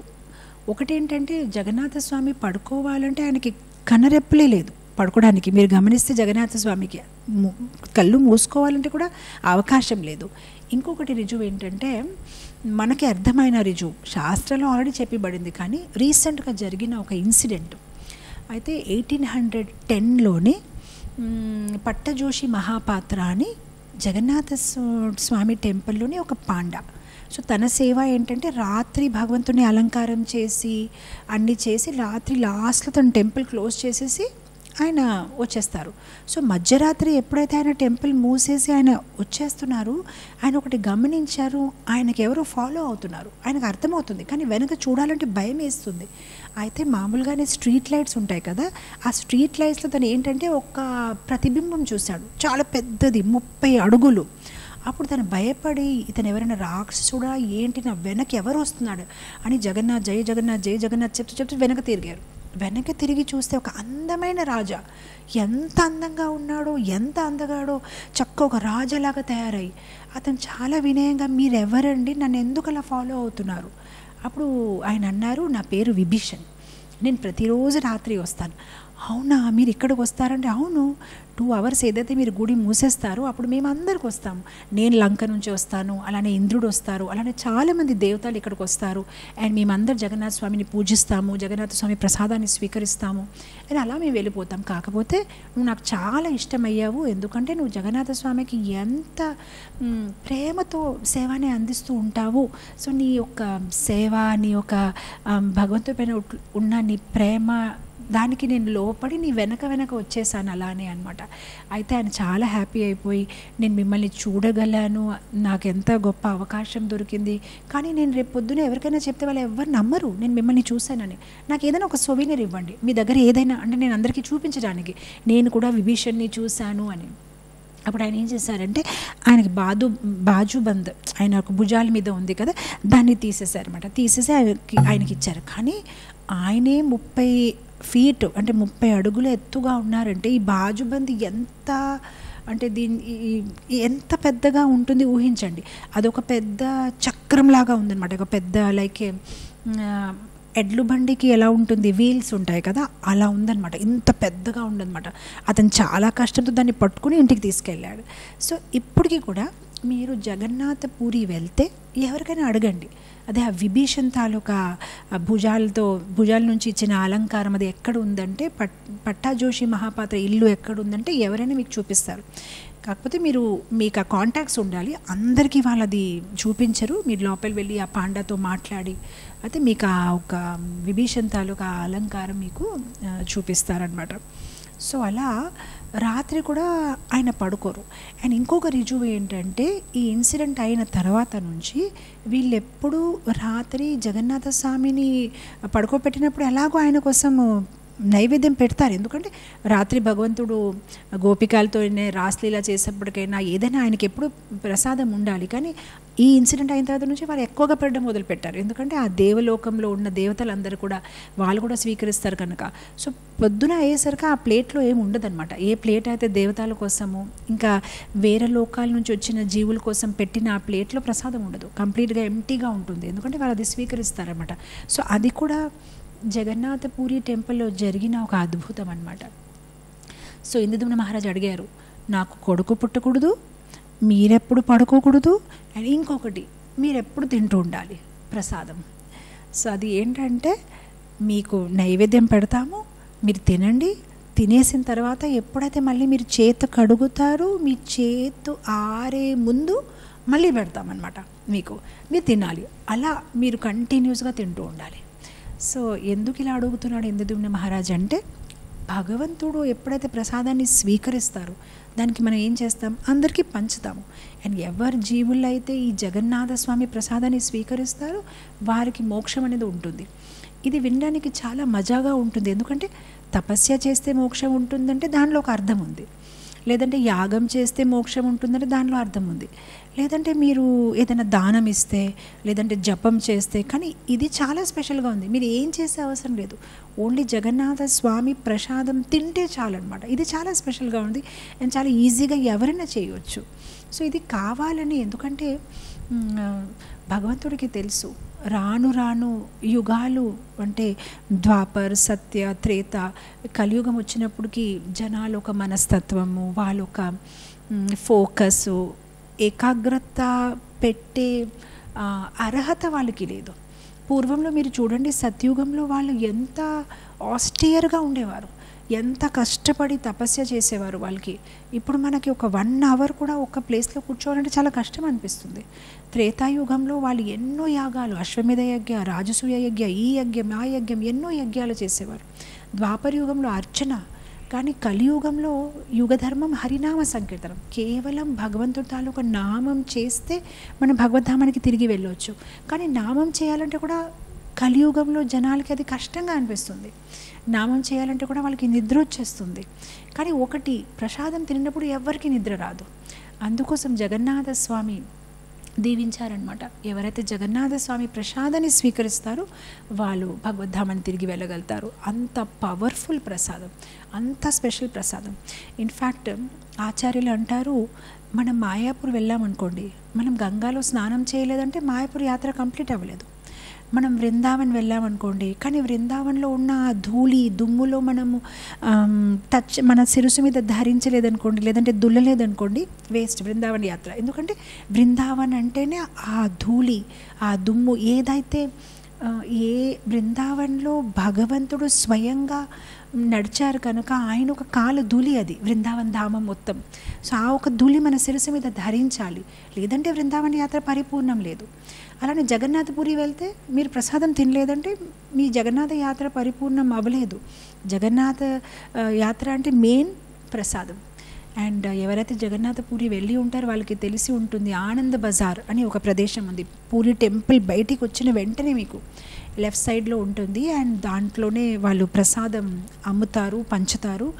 అండ్ ఆ ప్రసాదం ఎంత స్పెషల్ అని, ఎంత పవర్ఫుల్ అంటే అక్కడ వాళ్ళు లోకల్ పాండాస్ ఏమంటారంటే, జగన్నాథ ప్రసాదంకి ఎవరైనా కుక్క తిన్నారనుకోండి, కుక్క ఇంగ్లీ చేసిన ప్రసాదం కూడా బ్రాహ్మణు తింటే అది పవిత్రంగానే పిలువబడుతుంది, చెప్పబడుతుంది అనమాట. సో జగన్నాథ ప్రసాదాన్ని ఎవరు కలుషితం చేయలేరు. అండ్ జగన్నాథ ప్రసాదాన్ని ఒకే పాత్రలో ఒక కుక్క అయినా, ఒక చండాలైనా, ఒక బ్రాహ్మణైనా కలిసి తినొచ్చు. అంత మహిమ ఉంది ఆ జగన్నాథ ప్రసాదానికి. అయితే నేను ప్రసాదం అనే పదాన్ని వాడుతున్నాను, కానీ జగన్నాథ ప్రసాదానికి ప్రసాదం చెప్పకూడదు, మహాప్రసాదం చెప్పాలి. సో మహాప్రసాదం అని ఎందుకు చెప్తారంటే దాని వెనక కూడా ఒక కథ ఉంది. ఇది చైతన్య మంగళలోని లోచన్ దాస్ ఠాకూర్ రాసిన కథ. సో ఆయన ఏమన్నారంటే, ఒక్కనప్పుడు ఏమైంది, లక్ష్మీదేవి ఎప్పుడైతే భగవంతుడికి ప్రసాదం పెడుతూ ఉన్నారు, ఆయన ప్రసాదం తినేసిన తర్వాత నారద్ ముని వెళ్ళి లక్ష్మీదేవితో అడిగారనమాట, నాకు భగవంతుడు ఇంగ్లీ చేసిన ఆయన ఉచ్చిష్ట నాకు కావాలి, నాకు ఇవ్వండి అమ్మ అంటే, లక్ష్మీదేవి భగవంతుడికి చెప్పకుండానే నారద్ మునికి కొంచెం దాచి ఇచ్చారనమాట.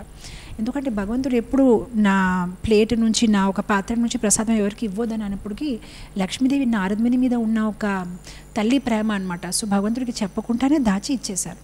నారద్ ముని ఆ ప్రసాదాన్ని స్వీకరించి ఆయన చాలా హ్యాపీ ఫీల్ అయిపోయి ఆయన నారాయణ్ నారాయణ్ అని చాలా ఆనందంగా నృత్యం చేస్తున్నారనమాట. చేస్తూ ఆయన కైలాష్కి వచ్చారు.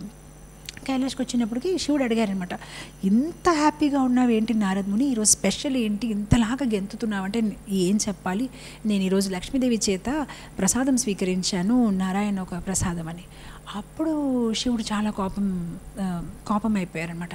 అంటే నా కోసం ఎందుకు తీసుకురాలేదంటే, అయ్యో నేను మర్చిపోయాను అని. మర్చిపోవడం ఏంటి, మనం కలిసి కృష్ణ కథ మాట్లాడుతూ ఉంటాము, నవ్వుతాము, కలిసి ఉంటాము, నువ్వు ఎందుకు నన్ను మర్చిపోయావు, ఎందుకు నాకు అని ఆయన గట్టిగా కోపం తెచ్చి తాండవ చేయడం మొదలుపెట్టారు. అప్పుడు నారదుని ఇంకా భయం వేసి ఇంకా నేను ఏం చేయాలంటే, అప్పుడు ఆయన ఏం చేశారంటే, ఒక్కొక్కసారి మనం తినేసిన తర్వాత చేత కడిగినా కూడా ఎప్పుడైనా ఏదైనా కొంచెం మిగిలిపోవచ్చు.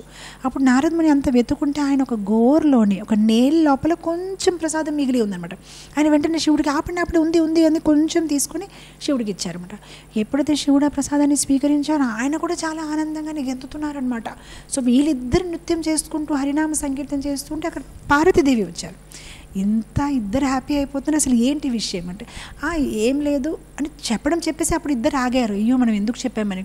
యాక్చువల్గా మేము భగవంతుడు ఒక ప్రసాదాన్ని మేము తీసుకున్నామని. అప్పుడు పార్వతీదేవి కోపం అయిపోయి, అలా ఎలా నన్ను మర్చిపోయారు, నా కోసం ఎందుకు ఉంచలేదు. అప్పుడు శివుడు అంటే, నాకే ఇంత ఇప్పుడు మీకు ఎంత దొరికినా కూడా నేను అర్ధాంగిని కదా, నా కోసం ఇంత అయినా ఉంచవలసింది, మీరు నన్ను ఎలా మర్చిపోయారని. ఇప్పుడు తర్వాత ఎప్పుడైనా లేదని పార్వతీదేవి చాలా కోపం చెంది, ఇప్పుడు పార్వతీదేవి అంటే షీజ్ ప్రకృతికి అధిపతి ఆవిడ కదా. ఆవిడ వెంటనే ఏం చేసిందంటే మొత్తం ప్రపంచంలో ఉన్న గాలి అంతా తీసేసుకుందనమాట. అప్పుడు అక్కడ ఉన్న అందరూ దేవతలు జీవులు అందరూ ఇలా అలా మొత్తం ఆవిడ ఒక కోపం పడినప్పుడు ఏంటంటే మొత్తం అంతా చాలా వేడిగా తయారైందనమాట. సో అంతా కదలడం మొదలైపోతే వెంటనే అక్కడ విష్ణుమూర్తి వచ్చారనమాట. ఆపండి పార్వతి అంటే, పార్వతీదేవి అన్నారు, చూడండి వీళ్ళు ఎలా చేశారు, నాకు ప్రసాదం ఇవ్వలేదు. అప్పుడు విష్ణుమూర్తి అన్నమాట, నీకేం కావాలి, నా ప్రసాదమే కదా కావాలి, నేను ఇప్పుడు నీకు తెచ్చి పెడతానంటే, అలా కాదు, నాకే కాదు ఈ ప్రపంచంలో ఉన్న జీవులందరికీ మీ ప్రసాదం దొరకాలి అనమాట. సో పార్వతీదేవి తల్లి కనుక ఆవిడ కోసమే కాకుండా అందరికీ మీ యొక్క ఆశీర్వాదం ఉండాలి, మీ ప్రసాదం వాళ్ళందరికీ లభించాలి అని ఆవిడ అడిగారు. సో అప్పుడు విష్ణుమూర్తి అన్నారన్నమాట, సరే తప్పకుండా ఇది నేను జగన్నాథ రూపంలో వచ్చినప్పుడు నా ప్రసాదం ప్రతి ఒక్కరికి అందిస్తాను, కానీ ఈ కోరిక ఎవరిది, నీది కనుక నా ప్రసాదము నీ దగ్గరకు వస్తుంది. ఎప్పుడైతే నువ్వు స్వీకరిస్తావో ఆ తర్వాతే అది జనాలకి వెళుతుంది. అండ్ ఈ ప్రసాదము ఫస్ట్ జగన్నాథ దగ్గర, తర్వాత జగన్నాథ టెంపుల్లో ఉన్న బిమలాదేవి అంటే పార్వతీదేవి దగ్గర పెట్టిన తర్వాతే పెట్టడం జరుగుతుంది కనుక దీన్ని మహాప్రసాదం అంటారు. సో ప్రసాదం బిమలాదేవి దగ్గరికి వెళ్ళినప్పటికీ అది మహాప్రసాదం కింద మారుతుందన్నమాట. సో ఆ మహాప్రసాదమే. సో ఇప్పుడు మనం ఎప్పుడైతే జగన్నాథపూరికి వెళ్తున్నామో మనం ఏ ప్రసాదం అయితే తీసుకుంటున్నామో అది బిమలాదేవి దగ్గర నుంచే వస్తుంది. డైరెక్ట్గా ఎప్పుడు మనకి జగన్నాథ్ ప్రసాదం ఇవ్వడం జరగదు. జగన్నాథ్ దగ్గర పెట్టిన పాట్స్ అన్నీ బిమలాదేవికి వెళ్తుంది. బిమలాదేవి ఒక ప్రసాదాన్ని స్వీకరించిన తర్వాత అది మనకు వస్తుందన్నమాట. సో అది డబుల్ బెనిఫిట్ అనమాట, మనకి ఇద్దరిది మనకి ఆశీర్వాదము దొరుకుతుందన్నమాట. సో ఇది పూరి యొక్క ప్రసాదం తాలూకా స్పెషాలిటీ అనమాట.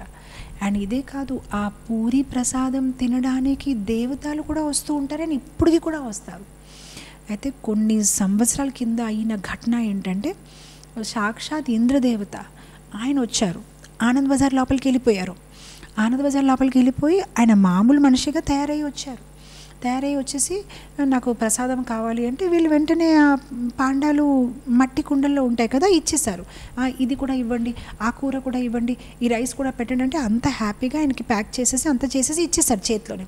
ఇచ్చేసి ఆయన వెళ్ళిపోతూ ఉంటే, సార్ వెళ్ళిపోతున్నారేంటి, డబ్బులు ఎవరు ఇస్తారంటే ఇంద్రుడు వెనక వేసి, డబ్బులు అంటే ఏంటి అంటే, డబ్బులు అంటే ఏంటంటారు, ఏంటి మీకు ఏమైనా పిచ్చా ఏంటి, డబ్బులు ఇవ్వనంటే, నేను ఎప్పుడు ఎవరికి డబ్బులు ఇవ్వను, అందరు నాకు అలానే ఇచ్చేస్తారంటే ఇది నిజంగానే తనకి పిచ్చా ఏంటి అని ఫస్ట్ మీరు డబ్బులు ఇవ్వండి అంటే ఇంకా ఇంద్రుడు అనుకున్నారన్నమాట, ఇక్కడ ఇంకా ఇలా వీళ్ళు నా వెనక ఏంటి ఇలా అడుగుతున్నారు, నేను ఎక్కడి నుంచి డబ్బులు తేయాలని ఆయన తొందరగా వాక్ చేయడం మొదలుపెట్టారు. ఈ పాండా అనుకున్నాడు, ఇతనేంటి ప్రసాదం తీసుకుని ఇలా పారిపోతారని తను కూడా వెనక పరిగెత్తడం మొదలుపెట్టారు. అయితే అది చూడడానికి ఎలా ఉందంటే ఇంద్రుడు పరిగెత్తున్నారు, వెనక పాండా పరిగెత్తున్నారు, నా డబ్బులు అని. సో మొత్తం మీద ఒక ప్లేస్ ఇంకా పరుగు అంటే ఇంకా రన్ చేయలేకపోతున్నారు. సో రన్ చెయ్యలేక ఆయన ఏం చేశారంటే ఆయనకి అసలు రివీల్ చేయాలని లేదు. ఆయన స్వర్గలోకాల నుంచి వచ్చారు. ఆయన అనుకున్నారు నేను మామూలు మనిషిగానే వెళ్ళి ప్రసాదం తీసుకుని మామూలు మనిషిగానే ఎగ్జిట్ అయిపోతాను. కానీ ఇతను వదలట్లేదు, ఇతను పట్టుకుంటున్నాడు గట్టిగానే. అందుకోసం ఏం చేశారంటే ఒక్క ప్రదేశంలో ఆయన ఇంకా పరిగెత్తడం మానేసి అలా పైకి 2 కాళ్ళు వేసేసి డైరెక్ట్గా ఆకాశ మార్గం నుంచి ఇలా పైకి వెళ్ళిపోయారనమాట. ఇంకా అతను పరిగెత్తలేడు కదా, వెనక ఇంకేం చెయ్యలేడు. సో అలా వెళ్ళిపోయినప్పటికీ ఆయన ఒక నిజ రూపంలో అంటే ఇంద్రదేవత రూపంలోనే వచ్చి అలా పైకి వెళ్ళిపోయారనమాట. సో ఇప్పటికీ కూడా అంటే అప్పుడు అందరూ అలా ఉండిపోయారనమాట చూస్తూ, ఓహో అయితే వేరే లోకాన్ని నుంచి వచ్చారు ఆ ప్రసాదం కోసమని. సో ఇప్పటికీ కూడా మీరు జగన్నాథపురి వెళ్తే మీరు ఎవరికైనా అడగండి స్వర్గద్వార్, ఆ ప్లేస్ పేరే మీరు ఆటో డ్రైవర్కి అడిగండి స్వర్గద్వార్ అంటే మీకు తీసుకెళ్తారు. సో ఆ స్వర్గద్వార్ ఎందుకు అన్నారంటే అక్కడ నుంచి ఇంద్రుడు వెళ్ళిపోయాడు కదా బ్యాక్ టు స్వర్గ, ఆ ప్లేస్కే స్వర్గద్వారం అని పేరు వచ్చేసింది అనమాట. సో ఇన్ఫ్యాక్ట్ మా ఇస్కాన్ ఆలయం కూడా స్వర్గద్వార్ పక్కనే ఆ ఏరియాలోనే ఉందన్నమాట. సో ఇలా ఈ ప్రసాదంకి చాలా చాలా స్పెషాలిటీ ఉందన్నమాట. జగన్నాథపురి ప్రసాదం అంటే మొత్తం వరల్డ్ ఫేమస్. అండ్ వాళ్ళు చేసిన ప్రసాదం కూడా ఎలా ఉంటుందో అది ఎప్పటికీ పాడవ్వదు. ఇన్ఫ్యాక్ట్ వైష్ణవాళ్ళందరూ వాళ్ళ ఇంట్లో జగన్నాథ ప్రసాదం ఉంచేస్తారు కొన్ని ఇయర్స్ వరకు. అండ్ ప్రతిసారి ఏకాదశి పారాయణ అంటే మరుసటి రోజు ఎప్పుడైతే ఏకాదశి కంప్లీట్ అవుతుంది జగన్నాథ ప్రసాదం ఎంతో కొంత తీసుకుని ఫాస్ట్ బ్రేక్ చేస్తారనమాట.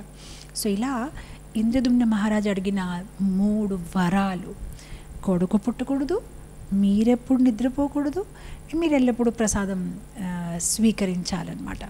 సో ఇది వెరీ వెరీ స్పెషల్. అండ్ అలా మనము ఆ పూరి ఆలయం చూస్తే ఆ ఆలయం లోపల కూడా ఓన్లీ జగన్నాథ్ లేరు, అక్కడ రాధాకృష్ణ విగ్రహాలు ఉన్నాయి, గణపతి ఉన్నారు, హనుమాన్ ఉన్నారు, అసలు ఎన్నెన్నో విగ్రహాలు ఉన్నాయి. అండ్ ప్రతి ఒక్క విగ్రహాలు వెనుక ఒక అద్భుతమైన రహస్యమైన కథలు కూడా ఉన్నాయన్నమాట. సో నాకు నచ్చిన ఒక కథ చెప్తాను, హనుమాన్ కథ. అంటే చిన్నప్పుడు నేను వినిన ఈ కథ, ఎప్పుడైతే మా తల్లిదండ్రులతోనే నేను పూరి వెళ్ళాను, మేము ఫస్ట్ టైం పూరి వెళ్ళినప్పుడు అసలు అక్కడ ఏముంది మాకు తెలియనప్పుడు ఒక గైడ్ తీసుకున్నాము. సో ఆ గైడ్ మాకు అన్నీ చూపిస్తున్నారు అనమాట. ఇకండి ఇది ఇక్కడ దండం పెట్టండి, ఇలా ఇది చేసుకోండి, ఇది చూడండి, ఇది కల్పవృక్ష, ఈ కల్పవృక్షకి మీరు ఏం అడిగినా మీకు దొరుకుతుంది, అలా చూపిస్తూ హనుమాన్ దగ్గర తీసుకొచ్చారు. అందమైన హనుమాన్ విగ్రహం ఉందన్నమాట.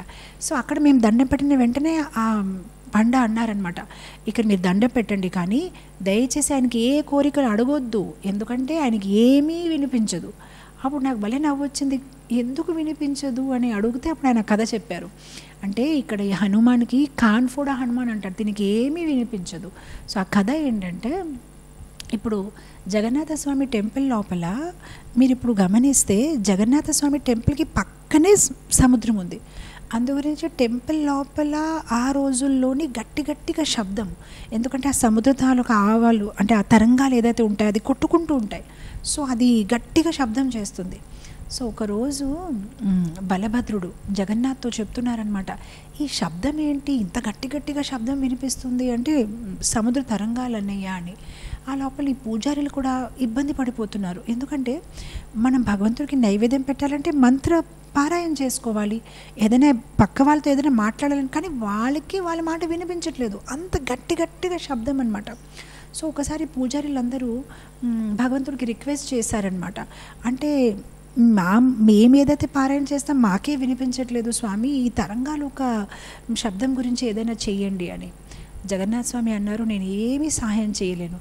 ఏ స్వామి, మీకు అడగకపోతే మేము ఎవరికి అడగాలి అంటే జగన్నాథ స్వామి అన్నారనమాట, ఈ సముద్రము నా మామగారు, ఎందుకంటే లక్ష్మీదేవి సముద్రం నుంచి వచ్చారు కదా, నేను మా అమ్మగారికి ఏమైనా చెప్పామనుకోండి మా ఆవిడతో గొడవ అయిపోతుంది, నేను మీకు ఎటువంటి సహాయం చెయ్యలేను అంటే అప్పుడు పూజలు అనుకున్నాను, ఇదేంటి స్వామి మనకి హ్యాండ్ ఇచ్చేశారు, నేను సహాయం చెయ్యలేను అంటారు ఏంటి అని.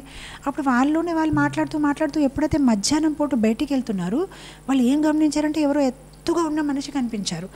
దగ్గర వెళ్ళి గమనిస్తే హనుమాన్ అప్పుడు ఈ పూజలందరికీ దండం పెట్టి, స్వామి నాకు పంపించారు, మీకు ఏదో ప్రాబ్లం ఉందన్నమాట, చెప్పండి మీ ప్రాబ్లం ఏంటి. అయితే వాళ్ళు ఫస్ట్ ఆఫ్ ఆల్ హనుమాన్ని చూసి షాక్లో ఉన్నారు, ఇంకా మాటలు రావట్లేదు.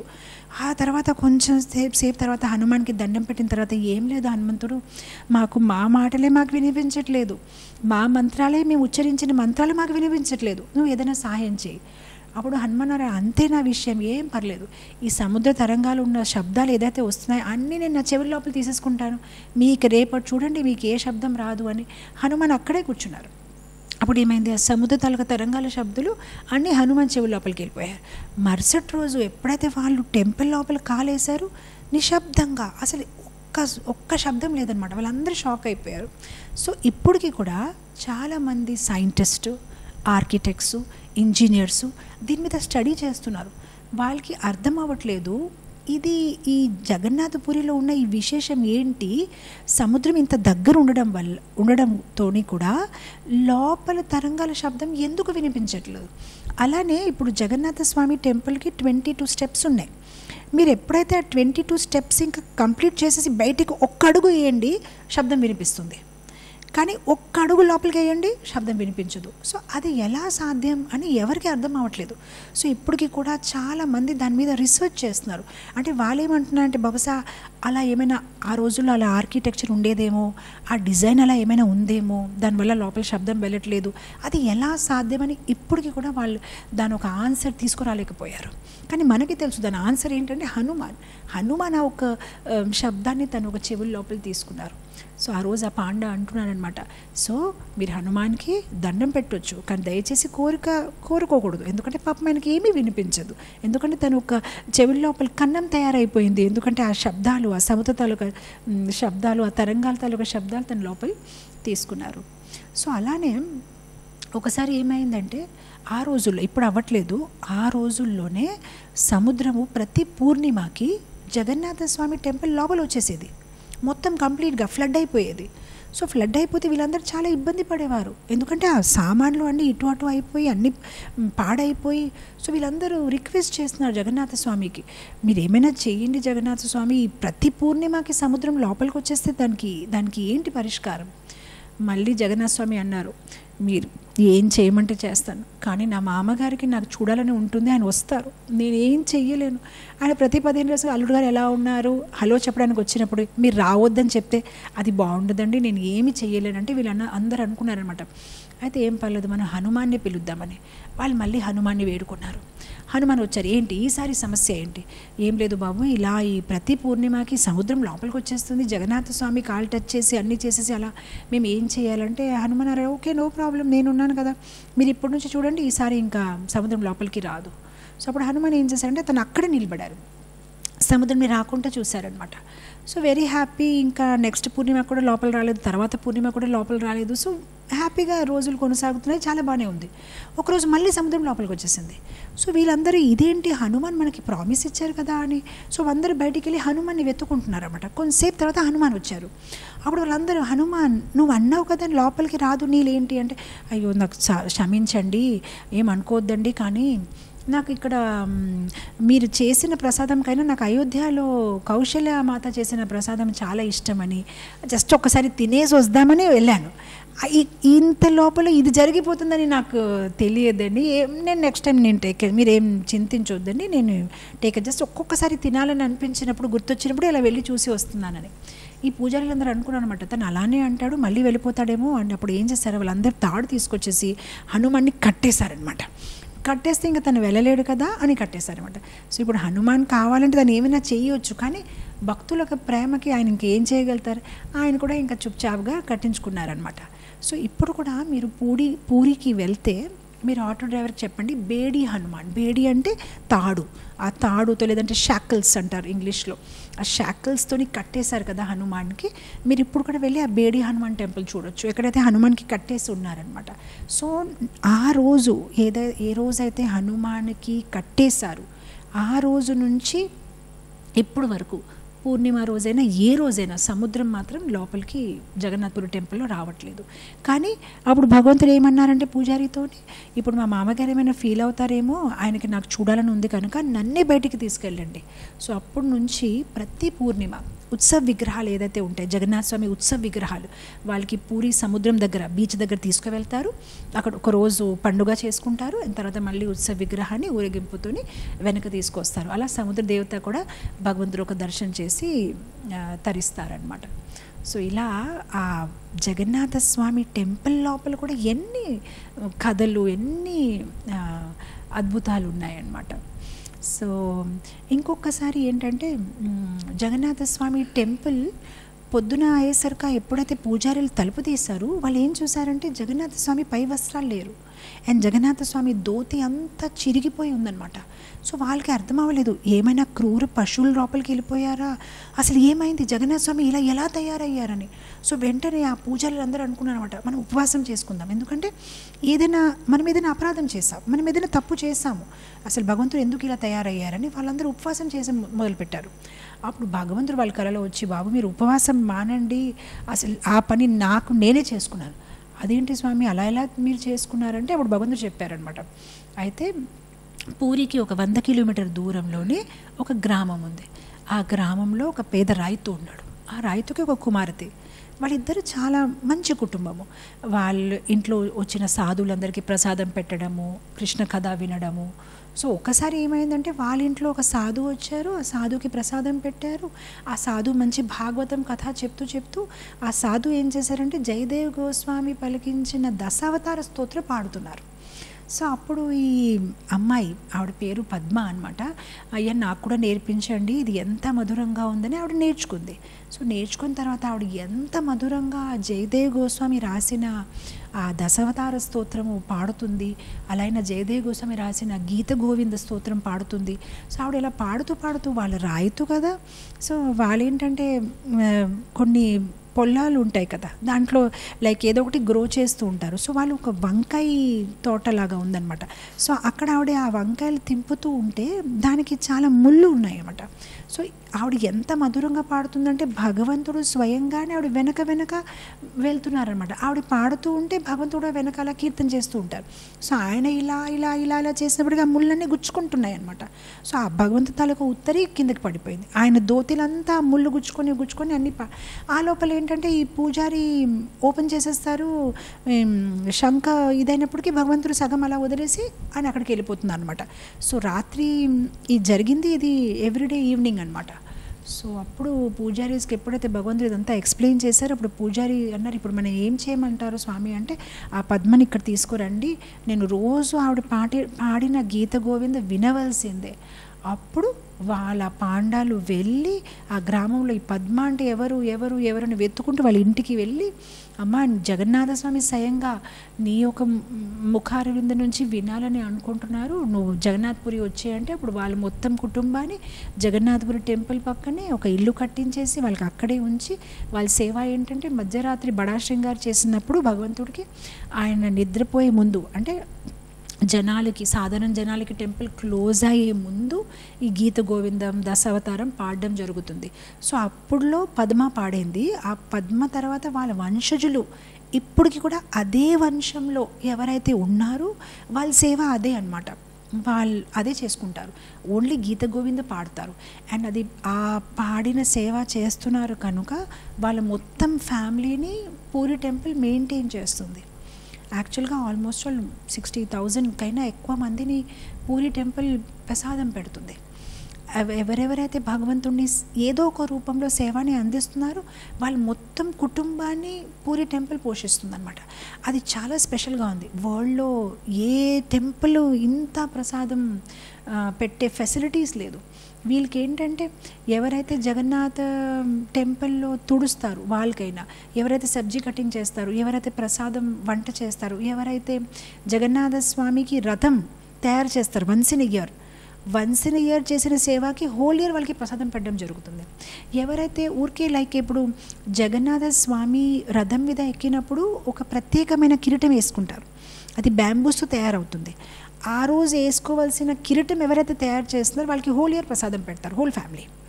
అలానే ఎవరైతే ఆ రథానికి తాడు తయారు చేస్తారో వాళ్ళకి హోల్ ఇయర్ ప్రసాదం పెడతారు. అచ్చా ఎవరైతే ఒక సేవనే ఉంటుంది, ప్రసాదం అయిపోయిన తర్వాత ఆ బగల్స్ ఉంటాయి, బగల్ డ్రమ్స్ అంటే ప్రసాదం అయిపోయింది ఇప్పుడు ప్రసాదం వస్తుంది అని సావధాన్ అంటారు కదా, అదే సేవ వాళ్ళకి. ఆ సేవ చేయడానికి వాళ్ళ హోల్ ఫ్యామిలీకి ఫ్రీగా ప్రసాదం హోల్ లైఫ్. సో అలా చిన్న పెద్ద సేవ చేసిన అందరూ జగన్నాథపురి టెంపుల్ మీద ఆధారపడి ఉన్నారు. అందుకోసం జగన్నాథపురి టెంపుల్లో ఒక్కరోజు కూడా వంట ఆగిందంటే వేలాది మంది ఆకలిగా ఉండిపోవాలి, ఎందుకంటే ఇంతమంది ఆ ప్రసాదం మీద ఆధారపడి ఉన్నారు. అండ్ ఆ ప్రసాదంది ఇంకొక స్పెషాలిటీ ఏంటంటే వాళ్ళు ఎప్పుడు క్వాంటిటీ పెంచరు. అంటే మనకి ఇప్పుడు ఎలా ఉంటుంది, మన ఇంట్లో అయితే నలుగురికి పెడతాం, ఇంట్లో అతిథులు వస్తే కొంచెం రైస్ కలిపి పెట్టేయాలి, ఎందుకంటే వాళ్ళు వచ్చారు కనుక. కానీ వాళ్ళు అక్కడ అలా ఉండదన్నమాట. జగన్నాథ్పూర్ టెంపుల్ రోజు సేమ్ క్వాంటిటీ. సో 1,00,000 మంది వచ్చినా సేమ్ క్వాంటిటీ, గెస్ట్ రాకపోయినా సేమ్ క్వాంటిటీ. కానీ దాంట్లో ఉన్న అద్భుతం ఏంటంటే, కానీ అందరికీ ఆ ప్రసాదం సరిపోతుంది. అది ఎలా సరిపోతుంది ఎవరికి తెలియదు. వాళ్ళు రోజు ఎన్ని సంవత్సరాల నుంచి ఒకే క్వాంటిటీలో వంట చేస్తారు. సో ఒక్కొక్కసారి ఫెస్టివల్ టైంకి చాలామంది టూరిస్ట్ రావచ్చు, చాలామంది రావచ్చు, కానీ అందరికీ ప్రసాదం సరిపోతుంది.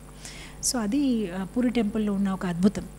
బట్ పూరి టెంపుల్ వెళ్తే పూరి టెంపుల్లో ఉన్న పైన ఉన్న ఫ్లాగు, దానిపైన ఉన్న నీల చక్రము, ఆ లోపల ఉన్న వంటగది, అక్కడ వాళ్ళు వంట చేసిన ప్రాసెస్ అంత చాలా అద్భుతంగా ఉంది. అసలు దాని గురించి కూడా ఒకరోజు వివరంగా మాట్లాడాలి. సో ప్రసాదం తయారు చేసిన ఆ విధి కూడా చాలా స్పెషల్గా ఉంటుంది. ఎలా వాళ్ళు దాన్ని పైన కట్టేస్తారు, ఎలా కింద నుంచి ఆ అగ్గి ఎలా అన్ని పాట్స్కి అందుతుంది, అండ్ ఏ పాట్ అయితే అగ్గి పైన ఉంది అది లాస్ట్లో బాయిల్ అవుతుంది, ఏదైతే అన్నిటికైనా పైన ఉంది అది ముందు అయిపోతుంది అనమాట. సో అలా ఎన్నెన్నో స్పెషాలిటీస్ పూరి టెంపుల్ది ఉన్నాయన్నమాట. సో ఎంతసేపు అయ్యింది అలాంటప్పుడు? ఇప్పుడు ముగించాలా? 1 hour 15 minutes. ఇంకొక కథ చెప్పేస్తాను ఇది. సో అలా పూరి టెంపుల్లో చాలా చాలా అద్భుతాలు ఉన్నాయన్నమాట.